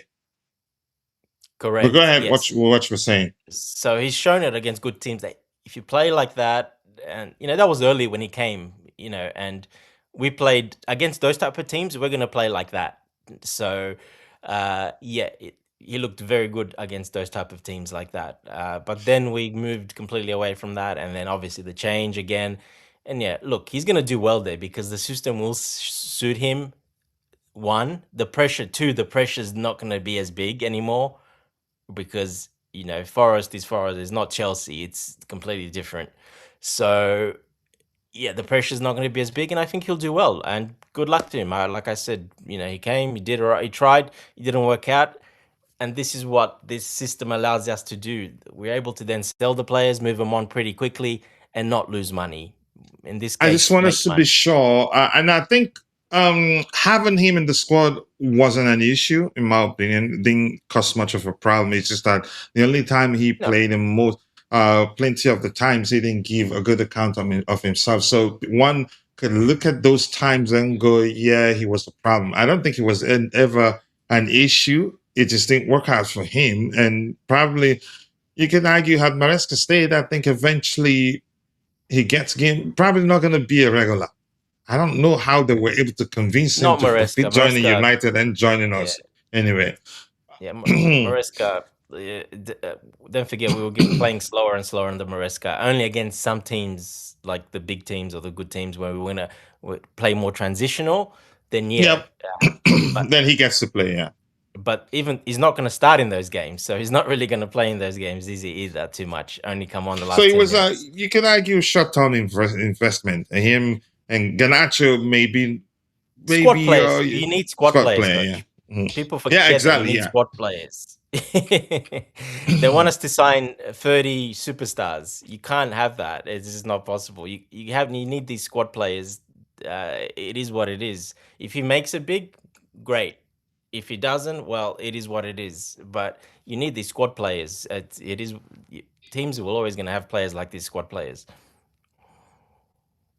All right, let's hear what confidence. What's the name? Confidence. John. What he says. The goalkeeper issue is not just vital, but also fatal. Okay.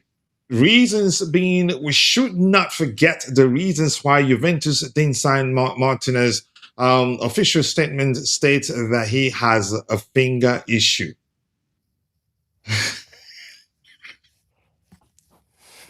middle finger issue, I think. I am a serious sinner, and I don't. I want to make heaven, but I'm going to need a lot of work to make heaven.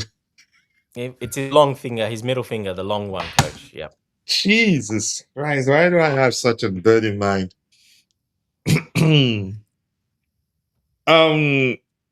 Is that really such a serious issue that that a club who's on the verge of completing the signing of irrespective of whether he's better than Jackson or vice versa, is a club that was on the verge of signing a goalkeeper as good as Dibu Martinez, forfeit their pursuit of him and go for another goalkeeper?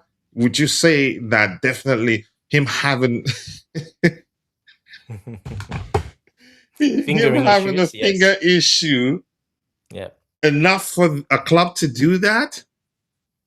Well, I mean, fingers and hands are keeper's number one asset. So yes, it's very important. Then why would they? Why are they offering him to high? Why is this camp offering him to Chelsea? Wouldn't that same finger issue be a turn off for Chelsea, for lack of a more relatable term there? Did you have to say turn off? Yeah, look, it's probably healed, coach. His finger's healed, so he hasn't been using it as much. But I'm quite sure Juventus, they have, was it Juve not? So it was Juve not in time. It's Juventus, yes. So they do have doctors that, should know that, it will, by now that, he'd be okay. But he hasn't even had his medical. Correct. Look. So that's why it just doesn't make sense. It's another way for saying these Italian, especially the Italian clubs. It's another way of saying we're not going to pay you £150,000 per week like you're getting your Aston Villa, which is 190 euros. So they found a cheaper option. They're not going to pay him that. So, it's just not going to. He hasn't had a medical. They don't know. Yeah, he had a bit of. We know. Yeah, so it just doesn't make sense to say he had a finger issue. That was why they forfeited. Well, he had a bit of an injury at Aston Villa. Yeah, he had a bit of an injury with Argentina, Aston Villa. But that is not the case. That was just them saying something, giving an excuse in a way, basically. You can't trust them. You can't trust the Italian clubs. No, and they're going to do that. They're going to say, look, he's got maybe a finger issue. Well, okay, we'll take the risk, but we'll pay you 80,000 per week instead of the 190,000 you're getting at Villa. Are you okay with that? That's what I'm trying to say. Yeah, it's all about business. Totally, I understand. So let me see what else we have here. And Tammy says that these owners could insist on £50 million for Tosin Kachila. You'd be surprised. Some owners who aren't taking 40 million front of shirt sponsorship. Yeah, sponsorship deals. Despite our current situation, I think that's not as straightforward as a lot of Chelsea fans believe. I think they know what they're doing, but let's see how that pans out. The crowd goes out. Yeah, okay. This is Chalobah left for 25.7 million pounds fixed. Surely Tosin will be lower. I don't think Tosin will be up to 20. I think we wouldn't. I don't think I'd see. if they get an offer of £8 million, I think they will let him go. That's just my opinion. But Dante thinks no, they're not going to do that. Okay.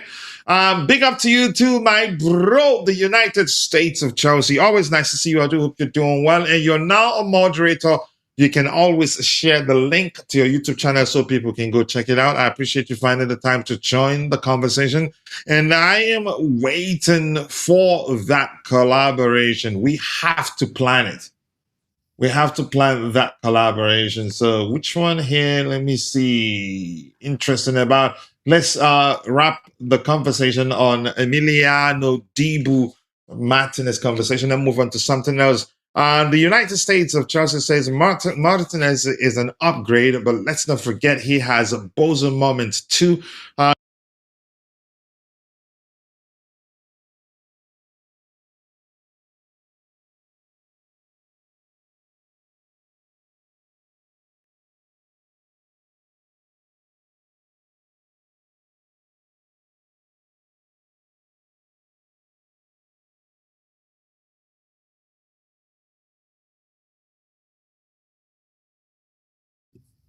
Are you muted, coach?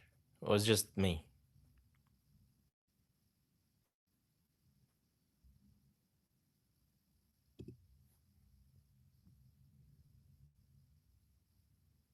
I can't hear you at all, what you were saying. I can't hear anything you were saying, so I'm not sure.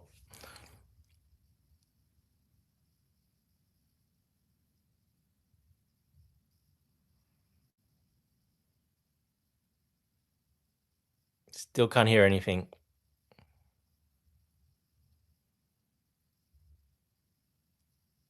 I don't think it's me because I would have, been out by if that was me. Can you guys hear him in the chat?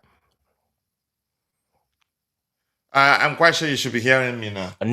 Now, there you are. Now, yep. The noise cancelling system shut up. That's why the kiddos were actually close by playing, but it has shut off. But I'm gonna try and fix it later. So what else do we have here? Big up to you too. And as I was saying, what was the last thing you heard me say, Dante? Just you were talking about United States of Chelsea. Just Oh yeah. We have to plan the collaboration, bro. And as I was saying, I'm not just gonna listen to people say Dibu Martinez is better than Robert Sanchez and say, yeah, you know what? That's the truth. I need to see numbers. Chances are he is, but I need to see numbers. But yeah, we need to plan the collaboration, bro, and starting a new series soon. I'm not going to say it here, and I'd like to have you on for one of them. New short video, 8 to 10 minutes series. The live shows will still be going, but usually mixing it up helps a lot as we shoot for 100K subscribers, and then that we're able to stream consistently. All right, Martinez is an upgrade. He says, Dante, I want to hear your thoughts on that. I've told him I'm not just going to go with that. I think that is subjective, or you could say your opinion. But I'm not. It might be the case, but I really don't think so. Go ahead. in my opinion, no, he's not an upgrade. Not now. No, he was maybe 2 years, 3 years ago, but a couple of years ago, but not now. No, he's not an upgrade. And look at his numbers last season. He's not an upgrade. Sanchez was much better than him, and yeah, I don't see it how he can be an upgrade. Like I said, he's declining while Sanchez was getting better. So We did at some point. I can't quite remember when we did that. We did compare their numbers. yeah, you did a little video as well. I saw a little video you did. Did I compare both at the time? I saw something. I can't remember on X a few days ago. I can't remember. There was something you put up. Oh, but that was from Sanchez versus Pendas. Yeah, but Martinez was there too, wasn't he? No. I think that was Sanchez. Okay. Yeah. No, the Sanchez. The Sanchez versus Martinez. I think we did that last season. But Yeah. as I've said, I'm not just gonna go by what the United States of Chelsea And by the way, I love that name. What he said, and I say, yeah, that's it. Okay. Okay. Bing X is about 12 million, whilst FPT, IFS, and the new sleeves sponsored deals bring in close to 40 million. They are making money with that front of shirt sponsor, and if they perform this season, they will secure their 60 million. So it's a strategy that could end up not working out. But if it works out, you call them genius. Again, forecasting, like we spoke earlier, they're forecasting for the future. Simple as that. And Yeah. they think they can get a better deal. And I'm not going to question them because we see what they do in business. So I'm not questioning them like a lot of Chelsea fans, not most, sorry, a certain part of the Chelsea fan base do for a living. It looks like they just question whatever financial move there because they're about to bankrupt us. So that's why. That's actually, I don't like Vic, but that's good work there. I'm just going to give him a basic highlight. No need to give him a top five. He's not, right? So Give him one of those. What is in a gold medal, gold coin? I don't know. What are those?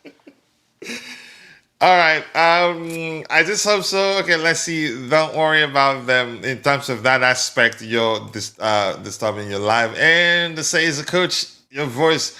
Okay, is that your way of saying that my mic wasn't working at the time? I like the noise canceling system that we installed, but sometimes it's still acting up. Let's see. Wait until Tosin joins Forest for an undisclosed fee. I still cannot believe the Delap fee.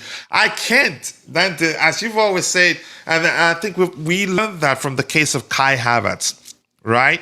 When Arsenal's initial bid, Chelsea fans hated Havertz at the time. They hated him. They didn't want to give him time. They want him gone. I mean, it's that we could say toxic culture at Chelsea. They wanted him gone. So when Arsenal's initial bid came in, they were like, take it and run. And the owners were like, No. pay up or he stays. And they ended up paying nearly twice as much, right? Which you could argue maybe the Arsenal hierarchy at the time, they were banking, you could say, that what the fans' opinion at the time reflects how maybe it's a reflection of how the Chelsea hierarchy value the Kai Havertz at the time, but they learned the hard way that no, we felt like for us, for the hierarchy at the time, a big asset because Madrid were also interested. They came in and we refused to sell him to them at the price they wanted to pay at the time. You could argue that might actually be one of the reasons why Havertz hates us a lot because he wanted that Madrid move. Yeah, we don't know exactly. We don't know, but I We don't digress. know. Go ahead. Look, he wanted to leave too. Why? Because he got a big salary raise as well. So he wanted to make that move. I mean, it was probably time for him to go. Probably, to be honest, because like you said, the fans, but he wasn't really into it anymore. He wasn't performing as much anymore, and he had different things in his mind and things he wanted to do, and how much money he thought he was worth.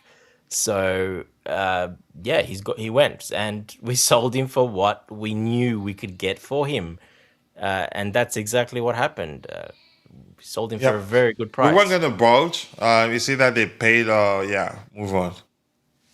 Exactly, and let's not forget some of those add-ons, and we're getting bonuses now because they won the league. Yes, people don't know, but we would be getting bonuses because they won the league, especially. Oh yeah, was that part of the deal? Of course, when you do contracts like that, there's always that clause. There's always that in there. It's 5 million, 2 million, 3 million, whatever it is. I can guarantee it'll be something like that, and it'll be in there, and we got more money from that as well. All right, Vic says you need to see numbers to believe Debo is better than Sanchez. I mean, maybe to be convinced. Because we've been there before. We did that last season, and at the time he edged him. Maybe let me see, actually. I think Vic was saying that to someone in the chat there. He was responding sarcastically, I think. Yeah, well, let's see. I don't want what you're drinking. Who is he responding to? It's me. I was the one that said I need to see the numbers. But thank you for the gold coin, Vic. I appreciate that. Let's see. Just give Vic the medal already. No, I'm not. I don't like him. Excuse me. I'm sorry. Bless you. He is Times my two. bro, but I don't like him. Go ahead, Dante. I just said bless you times 2. That's Oh, all. thank you. All right, let's move on to the And when you report. sneeze and you say something, the last thing you said is always true. So, yeah, it's true. You don't really like him.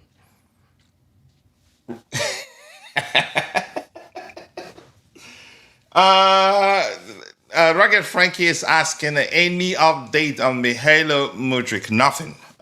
Nothing. Probably we'll hear something tomorrow. Nicolas Jackson close to Villa move. Total agreement, that's according to Fabrice Hawkins, the French journalist. Correct me if I'm wrong. A total agreement reached between Chelsea and Aston Villa for Nicolas Jackson, who is now set to undergo medicals within the next 48 hours. A follow-up report here, or maybe a different report. Aston Villa have agreed a deal with Chelsea to sign Nicolas Jackson. That was later in the day. A deal worth £47.5 million plus £17.5 million in add-ons for a maximum package of £65 million plus 15 million loan to Bayern. That's 80 million pounds made from a player that we paid 35 million pounds for. Good business, Dante, but let's hear you.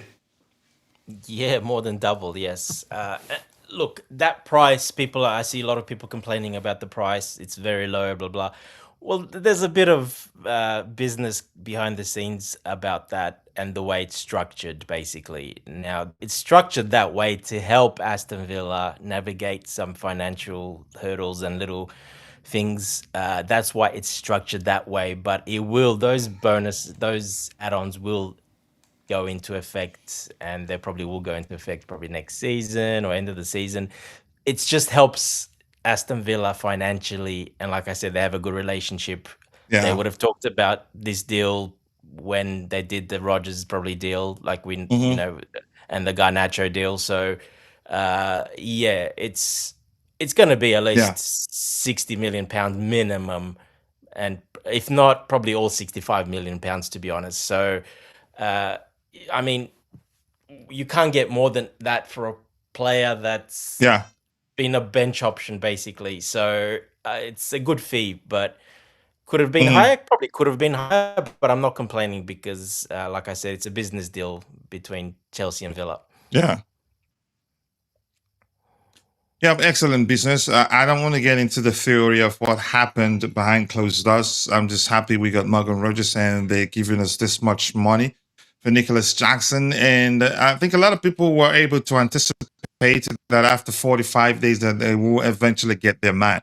But at some point, it seemed as if the case was going to be different because we heard that Atletico Madrid were interested. Maybe they were trying to see if they can get him, and maybe were interested in signing Julian Alvarez. Is that how you pronounce his first name? Did I mispronounce that?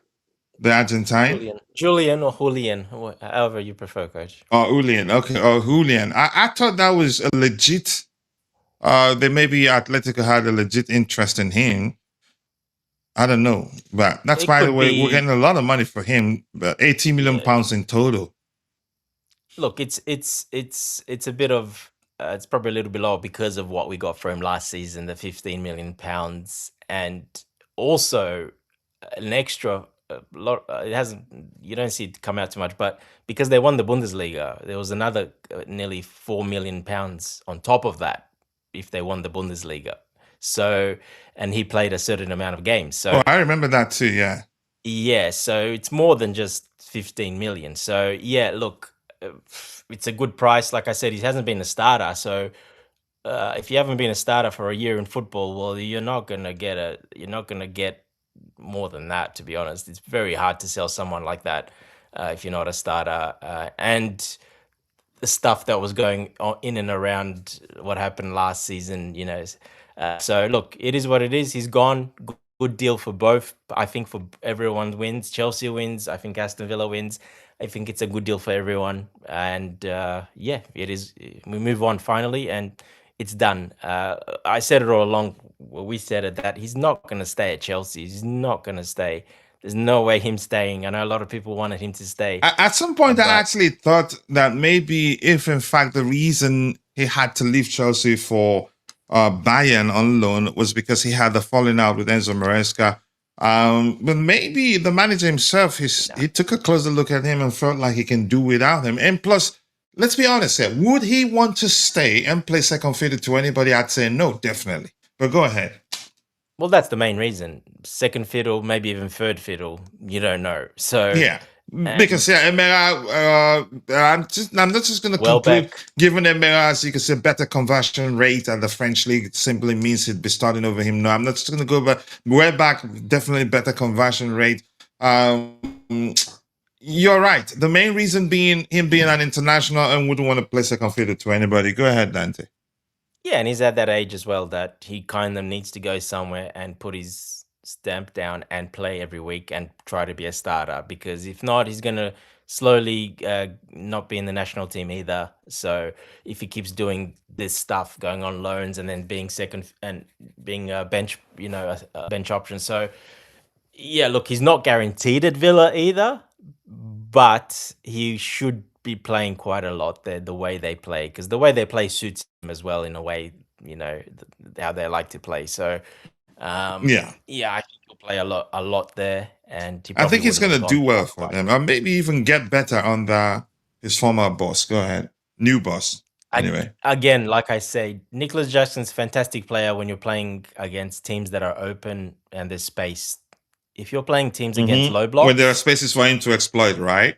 if you're playing against low blocks, which we played a large number of games, he doesn't do nothing. He won't do nothing, and he just hasn't. You can go look at all the data you want and look at it and look at the games. He doesn't do and never really did nothing against teams like that because there's no space. He can't drop and uh, quickly turn and that, because there's no space to do that type of how he likes to play, to link up like that. So now Villa play like that all the time. They like to play that sort of way, a bit more transitional, a bit more link up play like that.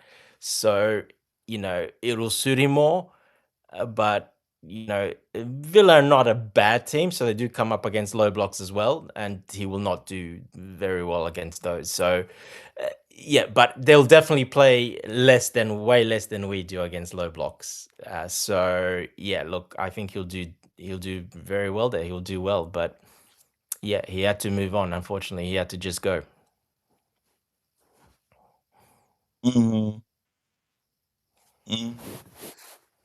Okay.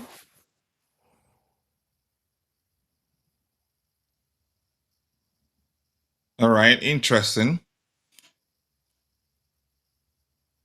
What He are you could reading, Coach? argue Emiliano Martinez for 26-27, 25-26. Better number than Sanchez. More saves.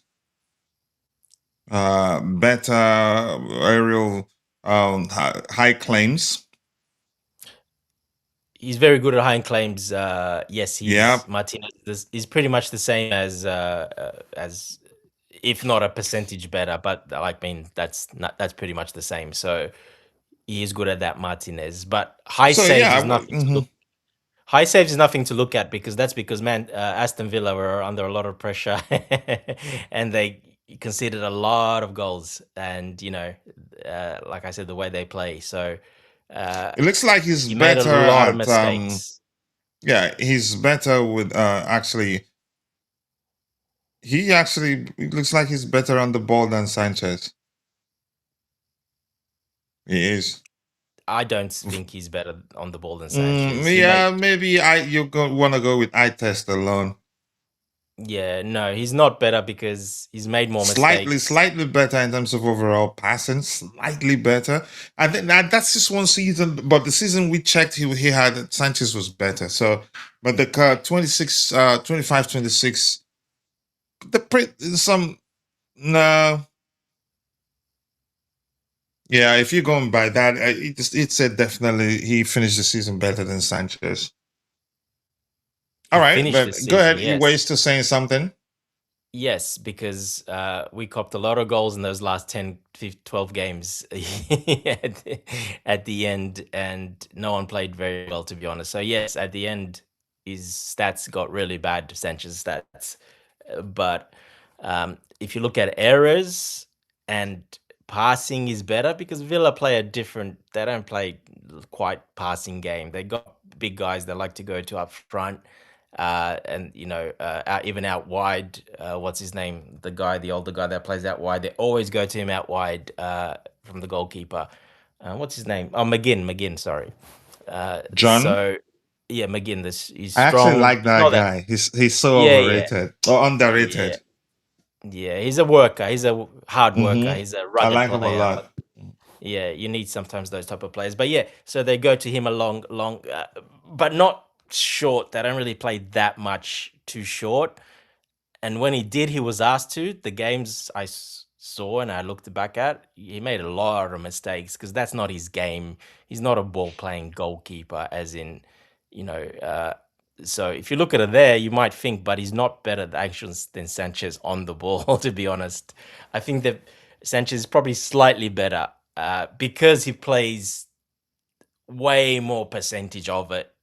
So if you do that, yeah, if you put Martinez playing that much percentage of it and how heavy we played with Robert Sanchez, well, he's going to make even way more mistakes. So yeah, look,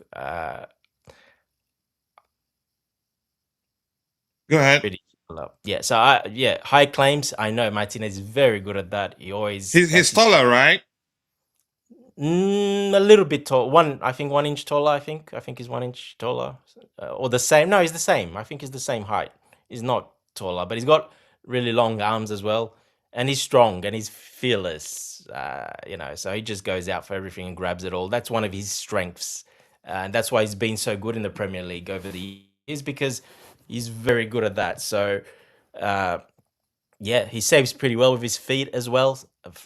Martinez is not too bad with his feet. He likes to go down and save with his feet a lot, where Sanchez uses his arms more than his actual feet. So a little bit different in that sense. But yeah, I would still take now. I still take Sanchez over Martinez in my personal opinion now, especially on last season, from what I saw. And yeah, the errors he was making and how he was playing, it's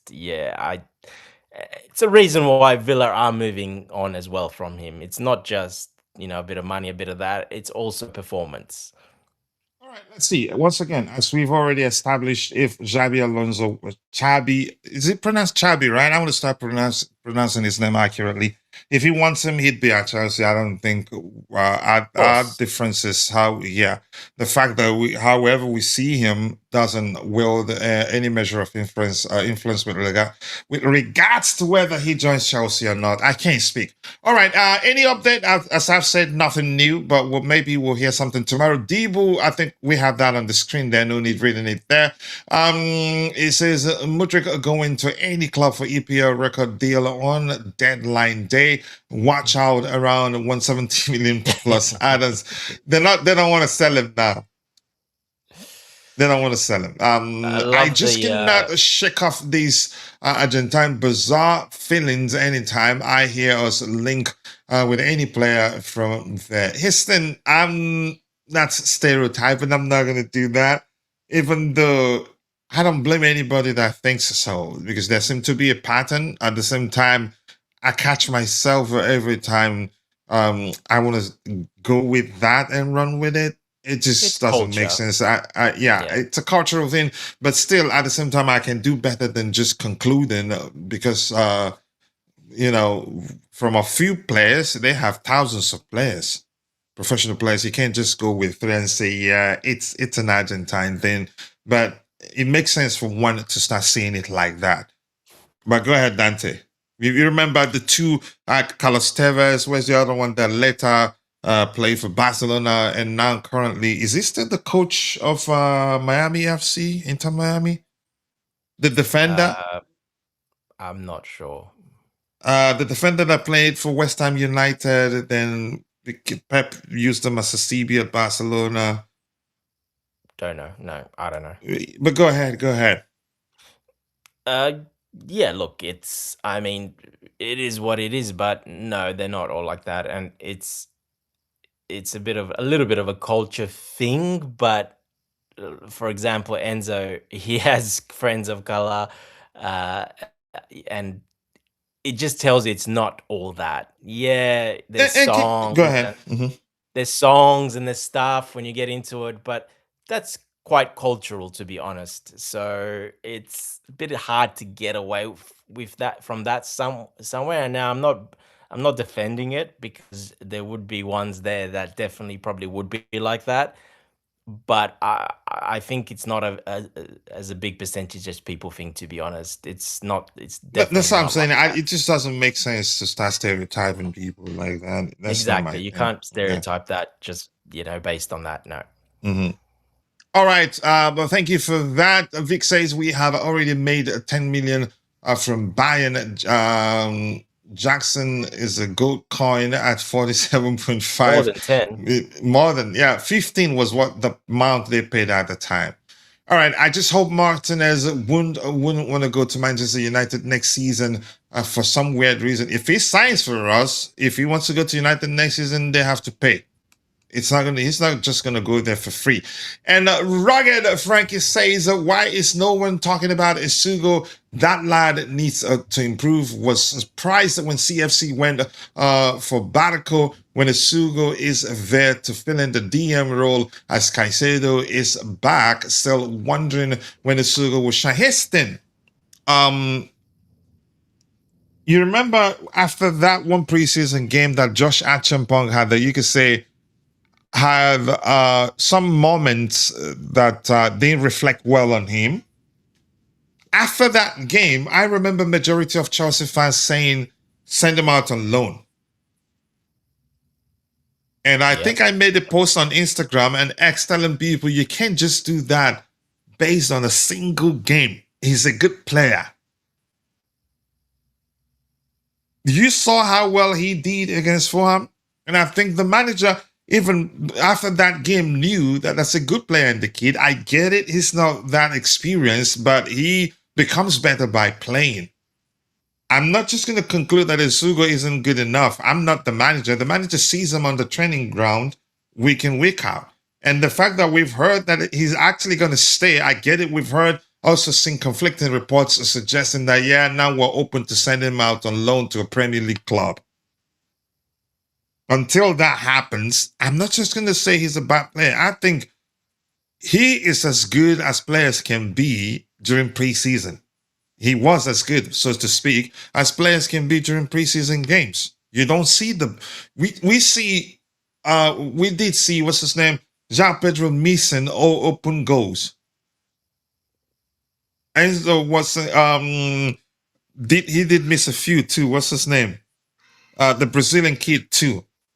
So I think, no, if anything, the most important thing for manager during preseason is your fitness and how you adapt to new approaches or maybe tactical approaches that he wants to implement during preseason. So, or maybe he's that sort of player, it takes him a while to adapt to a change in approach. Maybe. Because I think he's a good player there. He's actually more of a destroyer than Caicedo is. Maybe not, maybe cannot, I can't quite say whether he can measure Caicedo's passing range and vision.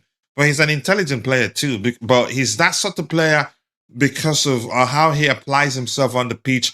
That's usually what comes to mind when people talk about him, his industry, the physical aspect of his game. Now, and because a lot of us don't know him that well, they don't even know that he's actually comfortable on the ball and actually not just a shin kicker, like some fans would say. So I don't think I will conclude it's not over for him, except if the manager feels like the only reason I see him going out on loan is if we have enough depth there that the manager don't feel like it makes sense. It makes sense for him to stay, which would dwarf his development, he'd be better off going out on loan. I don't know, Dante, if you have anything to add to that. Yeah, and it I still wondering when Asugo will shine, or maybe he'll never shine. We don't know that. Maybe Maybe he ends up shining and shine very well. somewhere else, or at Chelsea, or somewhere else. We don't know that. Yeah. Look, he's still a young player. He plays one way mostly. Like you said, he's a bit more of a destroyer. That's his game. That's Than Caicedo, his yeah. position. So, Mhm. yeah, look, we have no Europe, obviously, so that's a lot of games missing. And yeah, look, it just depends what Alonso and his staff, his coaching staff, and everyone, how they looked at him preseason, what they saw, how many numbers are there, who's in front of him, what's happening with Enzo. If Enzo stays, well, then I don't see him staying, to be honest. He'll go out on loan. If Enzo goes, well, that may be a reason why he does stay if we can't get anyone else in, or whatever. So we'll just wait and see. But he's a good player, but he hasn't really shone on the biggest stage yet. Let's not forget, even when we didn't buy him for much. He wasn't expensive, so it's not like he was an expensive signing. He was one of our lower signings. So, and yeah, it's maybe how he takes information in, how he takes information on. That's also a serious factor. Yeah, there's a lot more to football than just playing. Unfortunately, at that level. Wait, that was actually a tap-in, because I talked about how it takes some players can take some time to adapt to a manager's preferred approach. So you did a tap-in on me, not me doing on you today. So go ahead. Okay, yeah, if you want to look. I'm happy now, right? Look, most football soccer players, what do you want? Not quite the most intelligent guys out there. That's because from a young age they're playing football. They're not really studying or doing anything else. They only know one thing. So yes, sometimes that can be a problem. Not really getting some other more technical things in the game, because these days there's a lot of technical stuff you need to learn and do and watch film, and you basically, the young players like that have a lot of homework to do. And if you're not a guy that likes to do homework and not doing it too well, then that could take a bit longer for you to develop. So there's so many other things that are involved than just actually playing. So yeah, look, we'll wait and see. But I'm okay with, we didn't sign him for that much. We're not going to lose money on him. We'll probably sell him for money or even profit. Who knows? He's still very young and he's still developing, obviously. And he was at Sporting, but let's not forget he wasn't playing at Sporting, because then he went out on loan for a year to a small club in Spain. And then he came to us, he wasn't playing, and then he got injured, he wasn't playing. So he hasn't really played much football for 2 years. He hasn't. The injury he had at the time under Enzo Maresca didn't help, because there were, I think, what happened at the time? I can't quite remember. We went. He had an injury, but then he re-injured and was out again longer. And there were opportunities for him, actually. Right, that's when we kind of needed something like that, because then Lavia got injured, etc., and Caicedo was a bit struggling with a couple of niggles. He probably would have played a lot, but then unfortunately he was not available when that happened. So sometimes a young player like that, well, let's not forget the coaching changes after that, all the stuff as well. So look, we might see him shine, we might never see him shine at Chelsea. It's one of those with him. We'll have to wait and see. I mean, it happens all the time. It happens all the time. They're not all perfect. Mm-hmm. All right, I thought we made 10 million. So yeah, it was 15. That was a figure that shocked me at the time, actually. And I knew that we're never going to sign him on a permanent. I think the term we used at the time was he was just a placeholder signing for them. These owners are thieves in suits. He's telling Vic, Bobby must be upset with Jackson's exit, and if Enzo leaves, which I believe he will, Bobby will be on fire. He will not. his No. obsession now is Pep Chavaria. Yeah, he's moved on now. Chavaria is his fetish at the moment, so he'll. Yeah, he's saying that Chavaria isn't good enough. So, But he still hasn't seen him. He's seen him play a little bit in one preseason. that he just came a on. cameo, Yeah, for a few minutes. a few minutes, and We it's know what the saying, problem is. We know. yeah, what the I problem read is. it so late, but I didn't just want to respond. I wanted when he's on the panel, we'll talk about it. Well, that was funny when I read. He said it's not good enough for the Premier League. And he keeps Somebody calling for him your me, brother for some reason, Coach. Are you related? Or because I've been telling him to be patient with him. That he's a good player and he will do well. And I'm Of not course he changing is. that He's a stance. specialist. Yeah. He's a mature He's player yeah. specialist. He just doesn't like his height. That's all it is. Bobby's height fetish, unfortunately. No, yeah, but I get it. Yeah. Please. Oh, yeah. I think. Let me see. I looked it up for you because I saw that comment on. Let me. Where's that? Where's the police? Okay, this comment here. So let me just highlight it. I'm just gonna highlight it. I'm not gonna go top fan. So he's asking, please tell me, is Enzo going to Man City? It's a possibility, but that's not the comment I'm looking for. Where he says Enzo versus Ayub. Okay, there you go. This one. How you pronounce his name, Dante? Who? Can you Boadi? help me compare Enzo and Ayub Boadi? Okay, here's how they compare. They're Dang not it. comparable. But no, but at least you can still compare them. Then you get see how they compare. different Yeah, players. so yeah, Different so size, first of all. One's a specialist DM, 6'3" tall. that's still what that's the probably- what that was what I was going to educate him on now. But hold on, yeah, dang probably it, still they close. growing as he's only just turned 19, so he's probably still going to grow. Let's just Dante, let's just help him. Hold on. They're not the same, yeah. Like Dante mentioned one. Go ahead, Dante. I'll just give me time. Let me find something here. Bring it up. Yeah. 25, 26. Number one is height. You know, the height. Physicality, not really, because he's still a kid. He's not that strong. Enzo's much stronger than him, even if he's much shorter.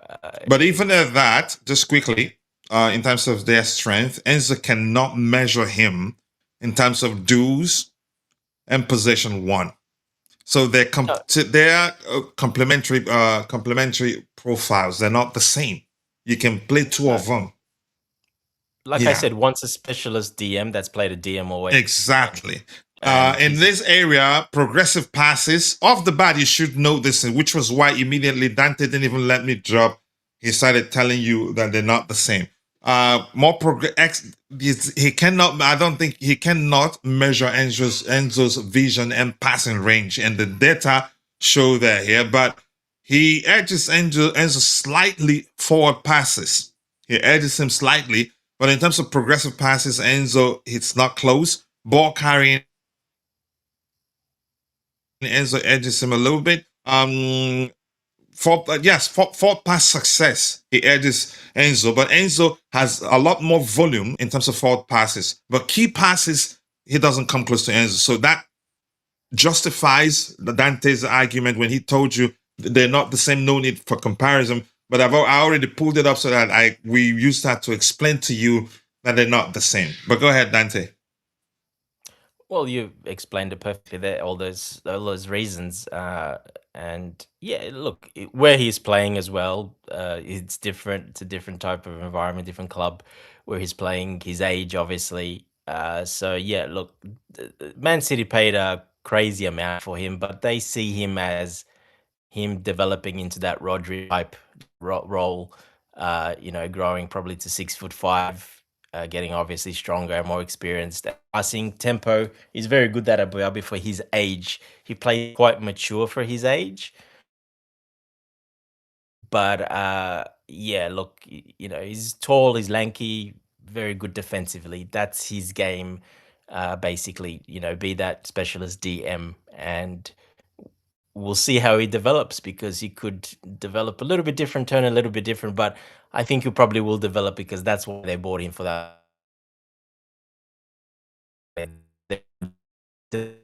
develop into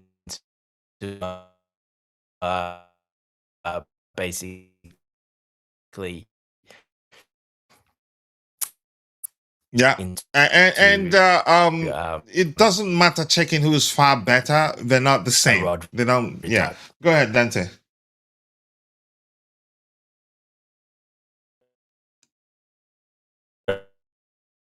What? For which coach? Sorry, for which one? No, I'm saying him. He says here he wants to know who is far better. So I'm telling him it doesn't matter trying to find out who's far better. They're not the same. Yeah. Yeah. Well, I mean, you can comfortably say that Enzo is far better at the moment because of what he's done and accomplished. And so, yes, he's definitely far better, Enzo Fernández, of course. But like I said, I mean, but not you can't. If you say overall who's a far better player, I wouldn't do that because they're not the same profile. I'll just stick with the fact that they don't play. They're not the same. You could say they have differing skill sets which define the respective positions they play in. And I think you explained that better than I did. Are you Bouda, as I say, is that more? He's a defensive player. Boadi, yeah. Boadi. Enzo is more. Yep. You can call it Enzo. You can call Enzo a register if you want, deep line playmaker if you want, a hybrid of 8 and 6 if you want. He can also operate as a 10. It depends on what you want from your 10. Box. Yeah, box to box. Yeah, go ahead. Yeah. So look, it just depends how you see.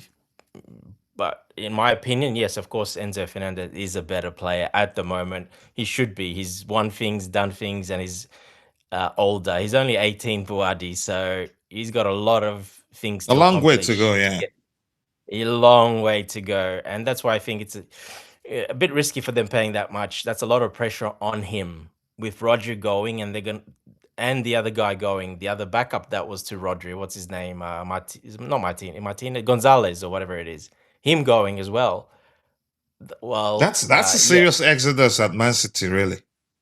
Yeah. So yes, you brought Anderson in, but you know, Anderson, you still need a guy next to Anderson, and that's going to be Boadi. You don't pay 100 million for that a kid, even though he's a kid and he's not going to be starting and playing.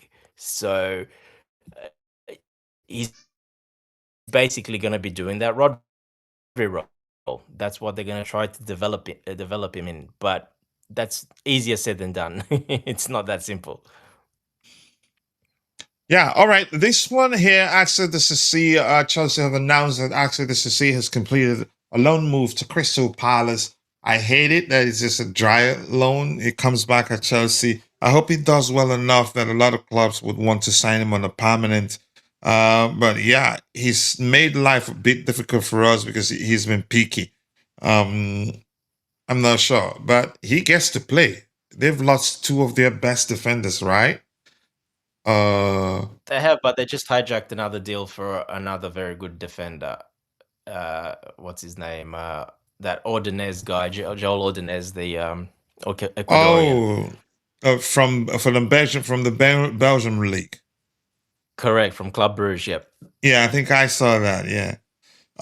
So there's another one that's come on a fee. So Disasi is the only central back on loan. The rest are all come in for fees, some pretty big fees. So we'll see what happens with that.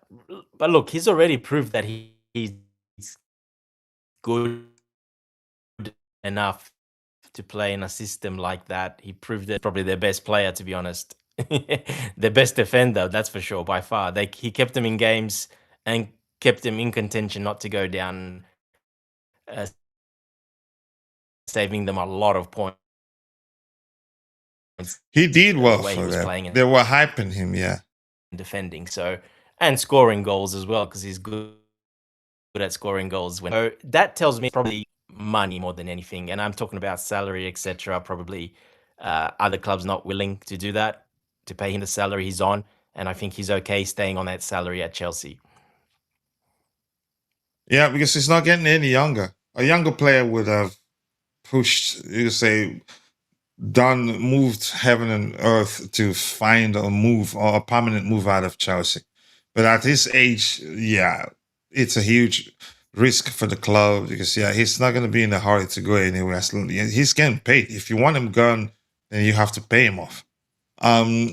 So that time I'm going to throw Yeah, I think he this one falls into at that you. category, in my opinion. He falls into that category, unfortunately. He does fall into that category, and he just can't let it go.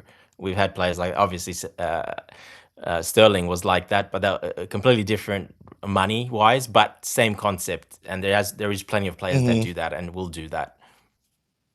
All right, then to this one on the screen.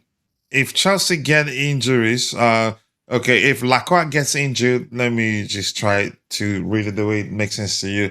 Or any of the front three, because the rest of the squad are a massive drop off. I'm not sure. Do you understand that, Dante? Not necessarily, because then the dynamic shifts a little bit. Colwell would move into that central role, and then you've got Hater probably will be that left center back. So it changes. That's all it does. And we're probably going to sign another, most likely going to sign another CB. I'm pretty sure we're looking for one. Yes, I'm pretty sure we're going to sign another one. And don't forget, Ansomino is still there. He's going to stay. So he's going to be another one of those. He'll be staying. And he's a good player as long as he's fit. He's a very good player as long as he's fit. So he can do that job as well. So, yeah, but I think we will sign that. We need that fifth, sixth centre back, to be honest. If we're playing with three at the back, you need to have one behind all of, to have basically six, two per the three basically. Blocks. Yeah. Yeah. So I think we're looking at that young kid. I'm not sure if that's the. No, he's gonna go on loan. Yeah, honest Anahor. He's got an interesting name. I'm sure you like the surname, Coach. Anahor. Confidence or promise, something like that. I think honest. His name is Honest. Yeah. Oh, yeah. But his second name is Anahor. He's Italian. He's another Anahor. Sorry, always get confused. Definitely of African descent. Yeah, yes, Italian. Yes, half Italian. Rugged Frankie says, please give me Martinez at any time. He is way much composed and can command his penalty box and defend, unlike Sanchez, who cannot be trusted. Chai, imagine those two goals he considered as a Makwai idea. Okay. Let's see. If the manager wants Martinez, I think we're going to sign him. Lacroix is one of the best CBs, and the front three is arguably the best in the league, but the rest of the squad is nowhere near good enough. Wow, that's some deep argument here. But let's talk about this, Dante. I don't think people speak enough about that assist from Lacroix. But we that's not the first time. I think one of the first things we learned from how our players apply themselves on the pitch since the arrival of Xavi is that the ball dictates where a player stays at any given time. Because he started that move, you remember, right? From a deeper position. Started that move, yep. Yeah, even after releasing the ball to someone else, he still continued. Which ensured that the sequence of play remained without difficulty. Had he passed it to that person and stayed back, the sequence could have continued, but with a little bit of difficulty. But because he followed the ball, he was able to read the movement on the ball, knowing where to be at the receiving end before crossing that ball. And it wasn't a straight up cross. Actually, he had to beat his man like a winger would. I don't think people speak enough about that. That reflects his footballing IQ, and I loved it. But go ahead. That'll probably be the best assist you'll see from a defender probably all season. I wouldn't be surprised because, yes, he had to fool his man, pretend to go the other way and then went on the other way and then cut it back. Now, there is a little bit of a reason why he did that and why he's good at that, because he grew up playing as a striker coach for quite a Yeah, long time. He I've was a heard him say striker for a that very too. long time. Yeah. Yeah, so when he was really young, he was a striker, and then he grew a bit too big and a bit different, and yeah, he transitioned to a defender. So yeah, look, that's really helped him do that. He's got that in his arsenal because he's had, he played that way. So yeah, you like I said, you're not going to see many defenders do that. Too many do that and change direction like that and fool the defender like that, unless you've got a bit of craft of you up front. So that's why I said it's probably one of the best assists you'll see all season from a defender. Man, I don't think you there's no lies there. I think he will. Because I get it. Some other defenders might still get good assists, but the difference is that he started the run on our own end. But that's a pattern there. I think the first person that did it, that made us realize, okay, this has become a pattern. I think it was Palestra during preseason, right? That was when I said, okay, that wasn't a one-off thing. It's become a pattern now. The ball dictates where you are at any given time, especially if you start a move, you have to be part of the sequence to make it a lot easier. But go ahead with what you were saying. Yeah, and you got to continue that sequence, and you're basically shutting down the opposition's next sequence because they won't be able to do what they want. So it's a bit of both. It's a bit of offense and defense at the same time. So yeah, his wing backs, that's what they do. You'll see that throughout the season when you play with the more offensive wing backs. You'll see Palestra do that all the time. Whoever plays that left wing back, if Chavaria plays there, because he's much more offensive than like a Hato would be, for example. So you'll see that from them. That will be part of their game. And you'll see that from the center back as well, because he can step out in those moments. And I looked what happened after he left. To me, that was more important. So Lavia straight away knew his role, and he stepped in as that third CCB in the back. Yeah, that was good from him because Straight away went to one, Lavia's IQ, which was great, and two, it's been drilled into them in training and in what they're working on. You gotta be aware of your surroundings.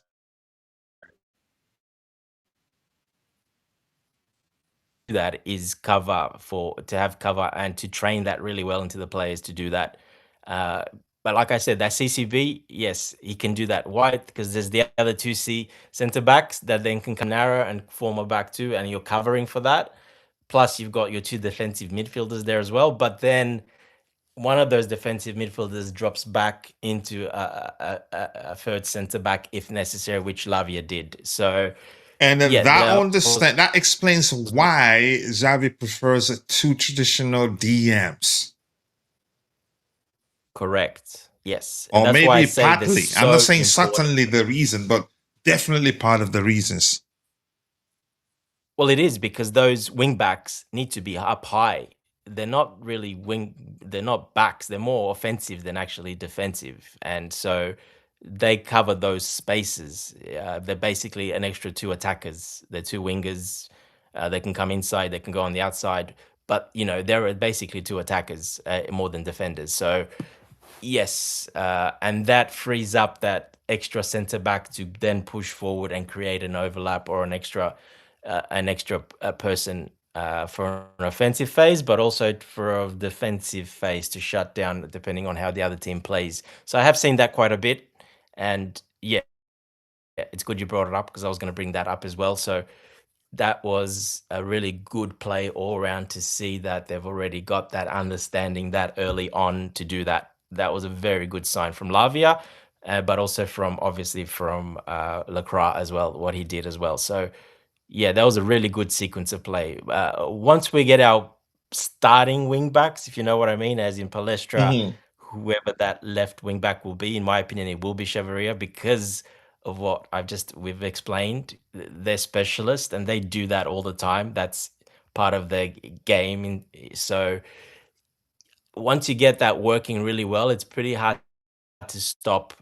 Teams have to really focus on it and really devote a lot of time, energy, and to look at it and try to shut it down. And when that happens, well, that's a win already because you're getting the opposition to think a lot more than they would normally have to. Yeah, Tony is in the chat and he said hello to us. I think let me see how much we have here. I wanted us to look at some of the comments from, and I don't know how much time we have. Let's see. What else we have here? And Cowell isn't good enough. But Tony, thank you for stopping by. I was expecting you to bring the spider chats, but I hope you're doing well. I appreciate you finding the time to stop by and say hello. And RCB is okay. Fofana, Anselmino, Achampong, Cowell, Lacroix, James, Hato, yeah, in that position too. Palestra, CB, Palestra, no. Chavaria, Gusto, Neto, Kenda, Estavo can play defensive wingers. Yeah, okay, I agree. Now I understand what you're saying. Just love how Xavi makes everyone work hard. We ran. Did we ran the most? Yes. Behind Arsenal? No, we were ahead of Arsenal. Okay, we were ahead of them. Okay, who? Oh, so we topped the. We were 123 kilometers. Slightly above the second place team, right? No, the same exactly, and that is Fulham. We both ran as much as Fulham together, 123.1 both together, and then the next one's down 117, so there's quite a gap. So yeah, both Fulham and Chelsea ran pretty heavily that game, and I think it was high octane, really. I have to say, high octane, and I think that's why those last 15 minutes. It was very hard for them to keep that pace up, and that's why you see the game slow down. One, we did a very good, doing that, enforcing that, but it just got to that. There were most of the players, the ones that weren't subbed on, that were still on. They struggled. Yeah, that is the height, pretty much the limit. You're going to that 123, 20 to 25 Ks. That is red levels. So yeah, that was a very, especially for a first game of the season, that was a lot of running. Yeah, that was a lot. All right, thank you for that. Okay, Tony, we're waiting for the spider chat. Anything else on here still? Let's see. This one here. Okay. This drama, I'm getting tired of it myself, actually. Manchester City, Enzo Fernández bid. Wait, that's our own construct, the title. It says Manchester City are set to make an opening offer for Chelsea midfielder Enzo Fernández. Fernández could become one of the most expensive signings in Premier League history, behind only Liverpool's 125 million pounds move for Alexander Isak last summer. Sorry? He won't be behind. He won't. I think it will definitely be a record. And I think we know that. We'll pay attention to how much City paid for Anderson, right? And Boadi. I don't think we'll sell. I think they definitely have to break the record. And I did read some stuff online suggesting that they want to come in with a bid of 110. I don't think our owners will sell. No, you have to break the record before they say take them. City are that foolish to do that, first of all. And I don't think the Chelsea hierarchy will see that as an insult, and they will just, that's it, nothing's happening, anything else. So I don't think they will do that, to be honest. I don't think City are that stupid to do that. So you're saying you don't see them break the record, right? No. What you said, 110. I don't see them coming in for such a low. They're not going to do that. Okay. You're saying they're not going to lowball Chelsea. So you're saying the rumors that I've referenced, that they're not accurate. They're probably I don't lying. believe so. no, I don't know if they are or not, but my personal opinion is no, I don't believe so, because like I say, that if that happens, well, you're upsetting someone a lot, and you're not going to get the business done if that's going to be the case. They already know what they have to do. It's not a, they would know how much. So they're not going to come and lowball again. They could have on the first time because, that apparent, even that was not official though. It was, just spoken about 100 million, but they can't do that now. And I think they'll be foolish to. And I mean, it's become a lot more sensitive than it was when he was pay 120 or forget it. Because as you've explained, if they don't take it seriously, it could lead to Chelsea saying, you know what, F it, we're done. We're not playing this game with you.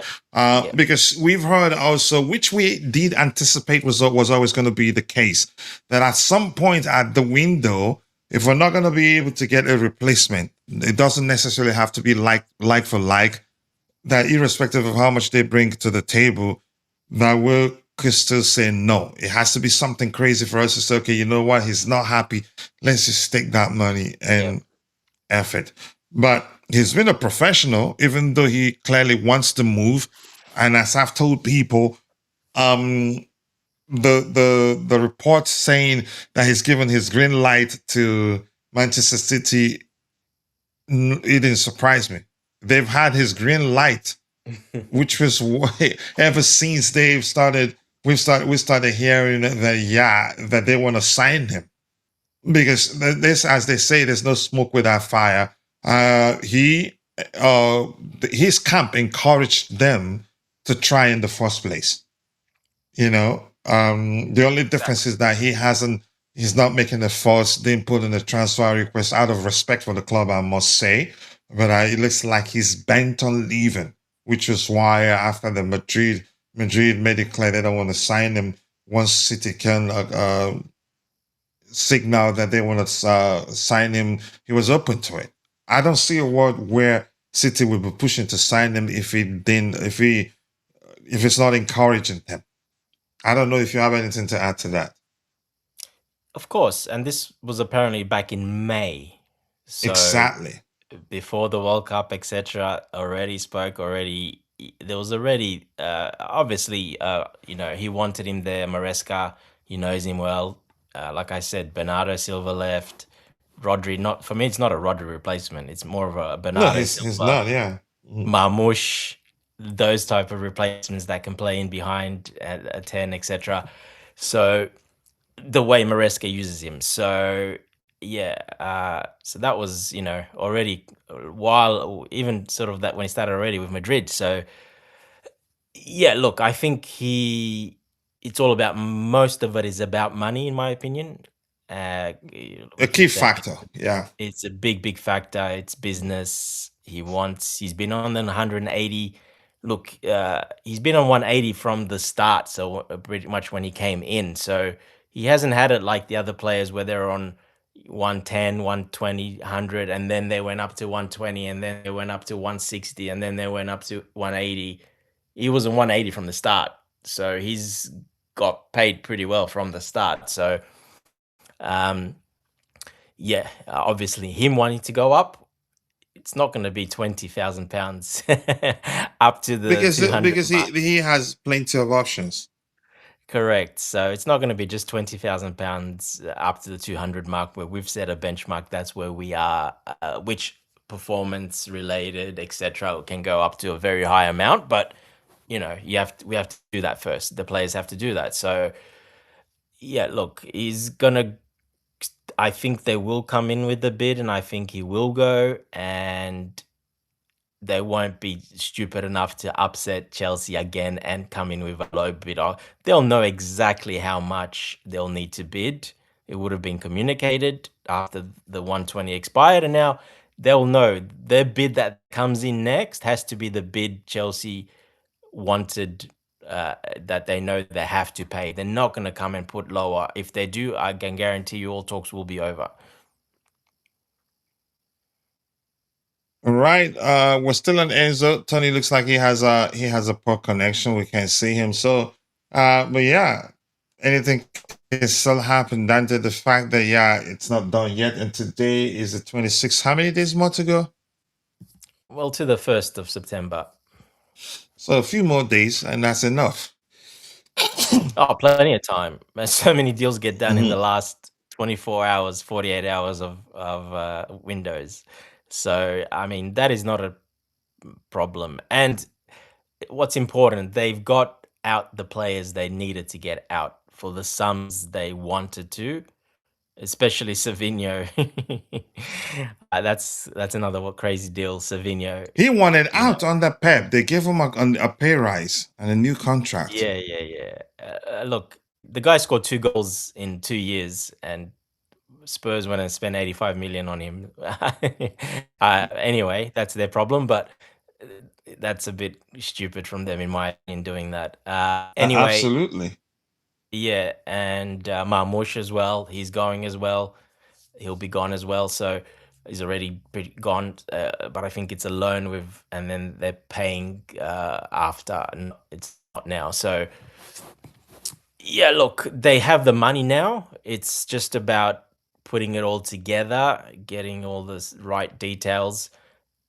And contracts like that, when they're record deals, which I think it will have to be, they're not easy contracts to do. They take a long time to do with legal and agents and players and clubs and so many representatives and so much legal stuff and HR stuff. It's those take a long time to do. So I didn't think this will not be, they won't be able to do it that quick. So yeah, I think he'll go down uh in the next couple of days, probably. I wouldn't be surprised if it's the last day, because of what I said. These contracts, they're very complicated, and it can go the contract can go to the club, but then the other club will say, well, no, we're not happy with that clause, this clause, that clause, that, and so they send it back and forth, etc.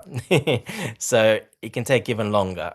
So yeah, we'll wait and see what happens, but I do think he will be gone, and I do think they will pay a record fee for him, because that is the only way they will get him.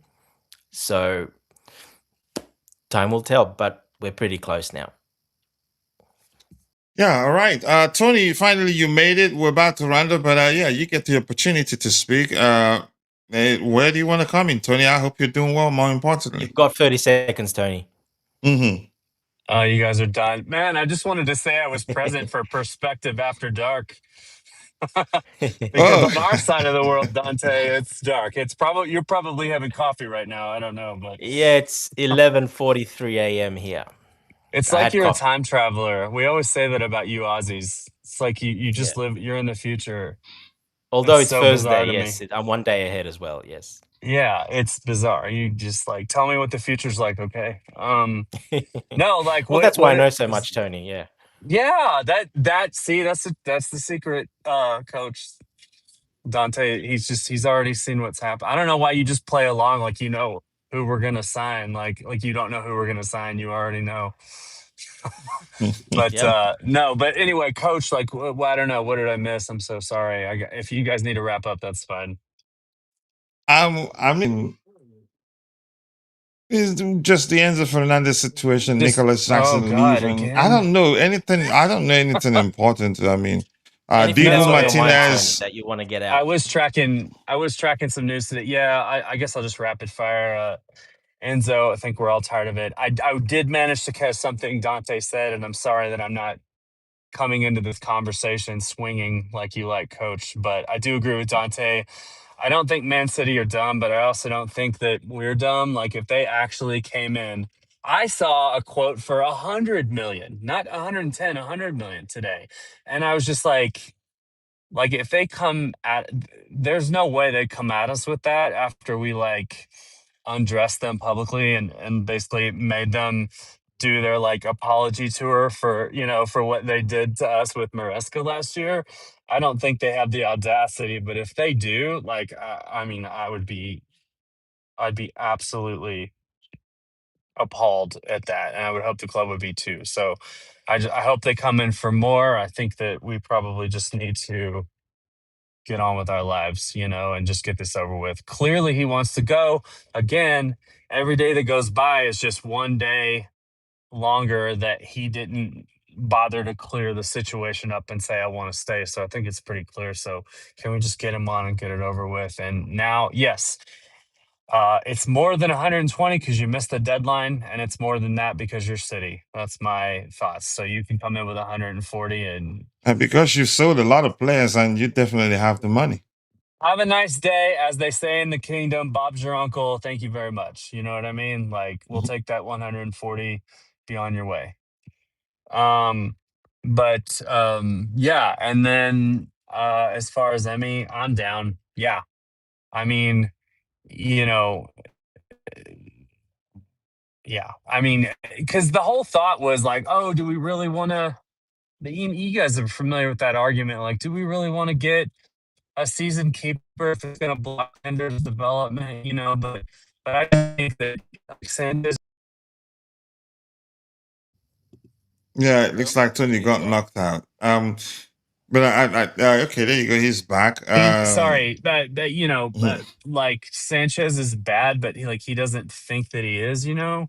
So like, he's not going to sit on the bench for Penders, and I think they know that, and they're like, well, what if Penders isn't ready? So I think Emmy's perfect, and I know this isn't super old for a keeper, but Martinez is 33, right? So like, if Martinez is, which we know he's, you know, uh, noticeably far better than Sanchez in his all around game, then I mean, that'll be a great test for Penders, because if Penders can knock Martinez off the perch, well, then he's definitely ready, and we don't have anything to worry about. You know what I mean? That's my thought on that. So I say what bring makes in you say Emmy. he's far better though, Tony? What was he far better at?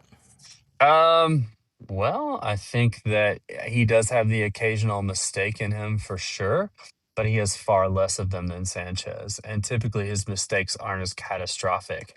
I think Sanchez's problem is, for every and I have to pull up the numbers again, but let's just be hypothetical. Hypothetically, in a roundabout way of speaking, for every, I don't know, 6 to 8, maybe even 6 to 10 good saves he makes, that one mistake isn't just he almost, or, it's like, it leads to a goal, or it leads to something catastrophic. You know what I mean? His mistakes, unfortunately for him, he may have the same amount of mistakes as Martinez. If we were to like look, like, how many errors did he have on trying to make a save or whatever, right? But his mistakes, and this is where Leading to I'm a goals, big, you mean? right. This is where I'm like a big stats person, but like on the eye test, like, because for me, I think the truth is in between the two. I feel like you have Here's people what that I are have all here. into the Here's what I stats, have and here. you have people that are all into the eye test. But I think Okay, you need here's thing. both. And on the Here's eye thing. test, well, hold on. On the eye Mhm. test side, though, every mistake that I see him make, like, is a big level one. Yeah, leading to goals, or just Leading to giving the goals. Let me ball give away. you one. Yeah, I don't have a spider chat, but I have something here. All right. Okay. This says committed the most. Who's Van Broggen for Brighton? He committed Right. the most, 4. Van Bergen, yeah. Is that how you pronounce it? I think. Emiliano Martinez, 3. Number Wait, 2, say Van Bergen's number again. Sorry. 4. What was the 4 stat? errors leading to goals. Okay. That's for 25-26 season. Okay. Emiliano Martinez, 3. 3 errors leading to goals. Sanchez only has one. Donnarumma, 2 errors leading to goal. Raya, 1 error leading to goal. So if you have to find Sanchez, now it has to be with those with 1. Leno Froham, 1 leading to goal. But here's the thing, everything also, I think it's important to also consider how the teams play. That's an important factor. I'm not saying, again, as I said, I needed to see the numbers to say Emiliano Martinez is better than Sanchez. But numbers did suggest he did better than Sanchez for 25-26. but Would nothing we about errors. But in terms of error, I knew the errors definitely reduced. But go would we ahead, all what you were agree saying. that Martinez is better with his feet? I just don't want to conclude that because I haven't seen anything. 1 second. No, I would say not. I would say that they're very similar.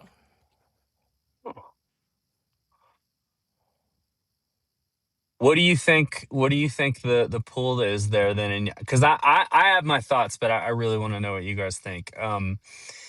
Because I just because when I say errors leading catastrophic errors, I don't always mean leading to goal. I mean even like giving possession away and all that. But that's fair. So like I'm all about the stats. So if the stats say Martinez has more errors leading to goals, Martinez would have fair even enough. way more of those. I've seen Great. personally So probably, so do so a in- lot more if of those.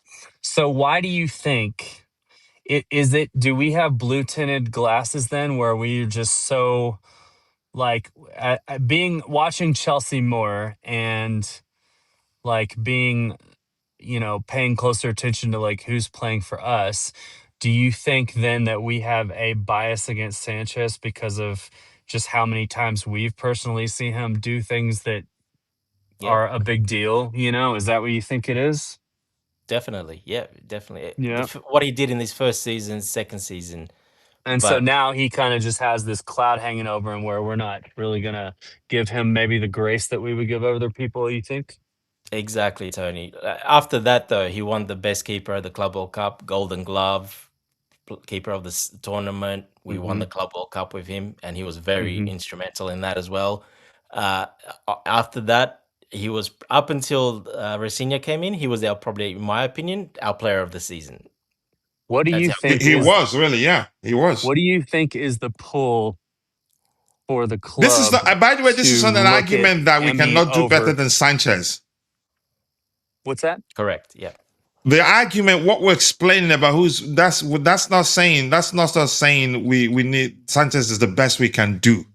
Right. We're just trying to speak objectively about. No, I love it. Yeah. Yeah, go No, so ahead. my question is what do you think if these rumors are true, it sounds like they are. What do you think the pull is for the club to go after Martinez then? The manager. If we're going for him, Yeah. it'd be because the manager wants him or Okay, he wants well, another okay. goalkeeper. So if But we they're haven't gone virtually after the him, same, why Tony. do you There's think a that big difference Alonso there. prefers him? He was offered to us. We didn't go after him. Hmm. There's a big difference. Go So ahead. What were you saying, Tony? Well, no, I mean, let's just include what Dante said. What do you guys think then? What can I mean? No, we can only speculate, I guess, but let's speculate. What do we think the appeal is then to Alonso for Martinez over Sanchez? Then what More is it importantly, if they're the same? experience. More importantly, experience. And he's a So good we're goalkeeper, talking about like irrespective. more of a leader, Yeah. And he can command his right? box very And well. he's yes, he that I It, like that. he's See, vocal. He's very he's vocal. definitely mhm. got a bigger personality, no doubt. Yeah, irrespective Yes. of whether he's better than Sanchez and vice versa, his experience, Premier League experience, actually. Plus, I'm a little bit biased too, right? Like, so if he actually saves a penalty for us, I want to see him hump the air for Chelsea. Personally. All right. I don't think there's anything else here. Dante, do you know this kid? I don't know him.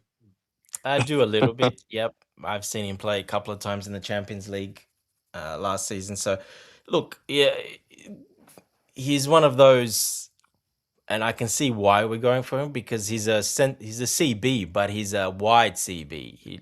So he would fit a left CB very well because he likes to defend wide spaces. Mm. He's tall, but he's a runner first. He's not that big. He's one of those, in betweens. And yeah, he's got speed, he's got recovery, he's got pretty good strength for his age.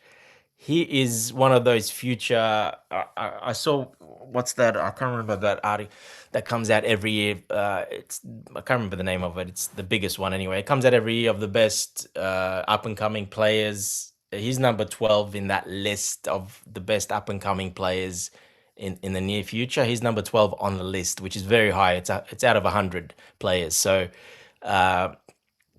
Yeah, look, he's very impressive what he does. You know, he played, I think, around 20 something games for them, and then he had a few Champions League games as well that he started, and you know, some few bench, obviously some bench appearances, but yeah, I think he had 30 games all up, both. So for an 18-year-old, yeah, that's pretty good. But he's a wide back, and that's I think what they're looking at, that profile of a wide back, and I'm thinking this is more definitely Alonso looking at a wide back because for the uh, future.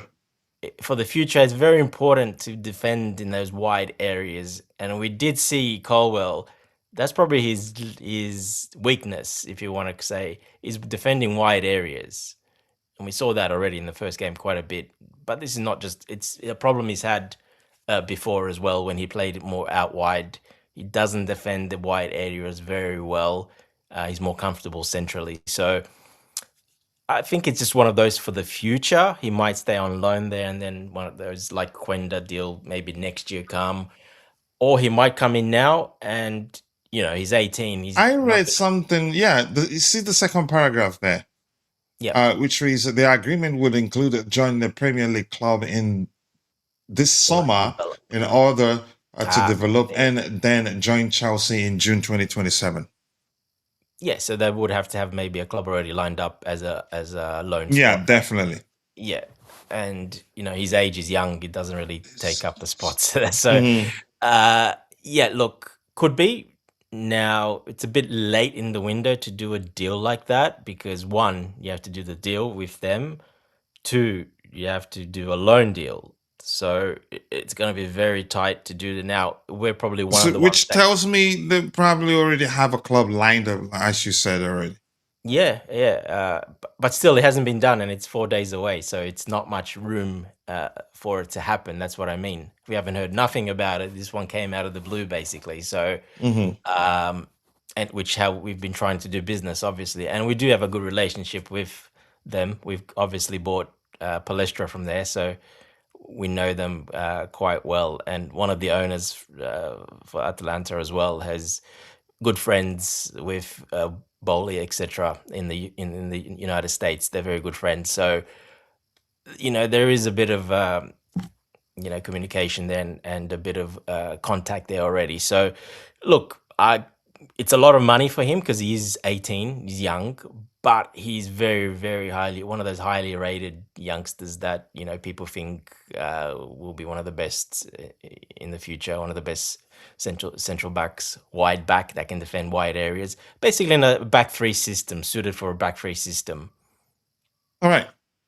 Honestly, I I think we I should like go ahead. I like. Go ahead. Well, I was gonna say I like what Dante said about Colwell. I think it's something that a lot of people overlook is that he kind of gets turned and the not turned, but people kind of get around his edge, so to speak, in the wide areas, and then he ends up having to try to turn on the afterburners to catch up with him after they get around him, and then they're going down, you know, the uh the byline, but like toward goal. But I think that Cucurella's ability to like sort of get around, or I'm sorry, to get back and defend, I think that may have masked that a little bit and helped him.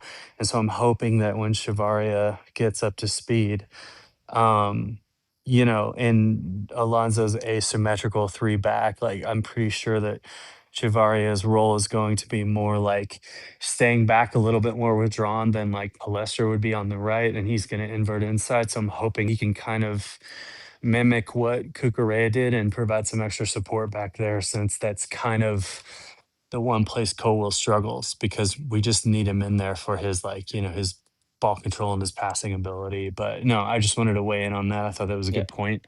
Well, All we right. have Hato for that position already as a left Yeah. centre back. I think he probably would do better than Colwell, in my personal Mm. opinion, because he's got that speed, Where do you put recovery. Colwell then? In the middle, and you put Lacroix on the Central. And right, or someone was what? saying that earlier. What happens if Lacroix gets injured or something? Well, he Yeah, goes right. he goes in the middle. Very simple. Yeah. Sure. But if he's not, and you have, well, what about you, You have a Dante? decision If to you, make. yeah, what do you do, Dante? If you have Haso, you have Colwell, you have Lacroix, you have Bafana, and you have a Champong all available, who are your starting three and what positions? For now, it's still Colwell. It's still Mhm. Colwell, Lacroix, and Okay. I think it will be Reece James, in my opinion, probably Mm, most likely that right centre back. okay. And More than Fofana as you're well. saying when we Fofana, get a both new of those midfielder will in, rotate. they'll We know you're Fofana saying won't when we play get every a single game. you're saying when we get a new midfielder in, they would drop James back to right center back, you think? Uh, just when Fofana's not available, and that could be, Mm, we don't know how he's mhm. going to go, Okay. basically. Yeah. Like I on the think a first Champon game, looked if pretty I good think though if against Fulham.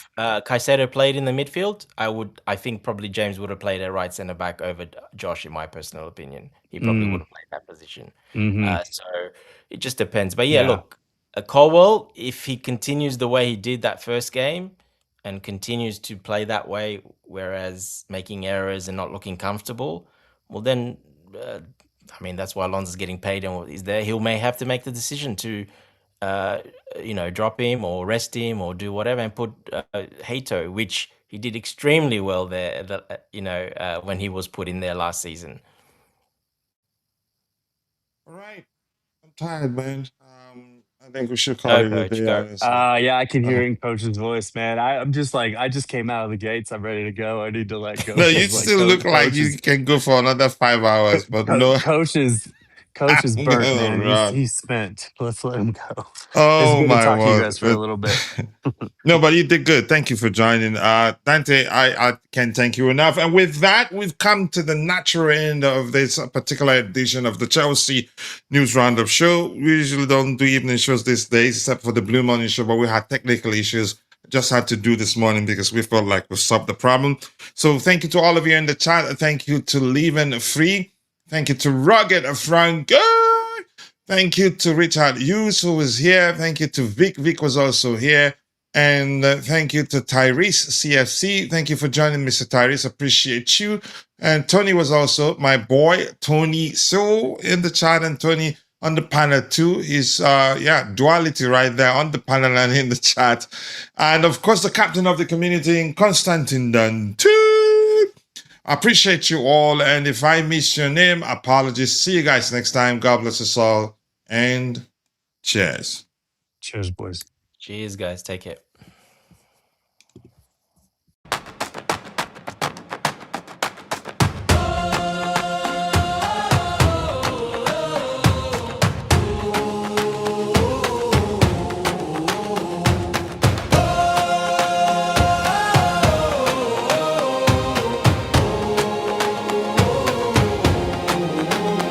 From the bridge to the stand, I carry that crest in my hand. Rain on my shoulders, still I stand. Tell me who wears it like we can. Mud on the boots, heart of gold. Those stories living in the cold. Every name that the walls still hold. I was born for this, I was told. Hear that roll in the air, feel that fire everywhere. We don't bend, we don't fold. We were cut from that blue gold. Blue till the end, blue till the end. We rise again, we rise again. Blue till the end, blue till the end. This is our name, this is our skin. When the pressure comes down hard, we don't flinch, we play our part. Every scar on the back says more than 1,000 songs before. From the first whistle to the last, we remember where we came from fast. No throne, no crown, no borrowed fame. Just a city calling out that name. Hear that roll in the air, feel that fire everywhere. We don't bend, we don't fold. We were cut from that blue gold. Blue till the end, blue till the end. We rise again, we rise again. Blue till the end, blue till the end. This is our name, this is our skin. Let the whole ground shake, let the whole world know. We don't chase a moment, we are the home. Hands up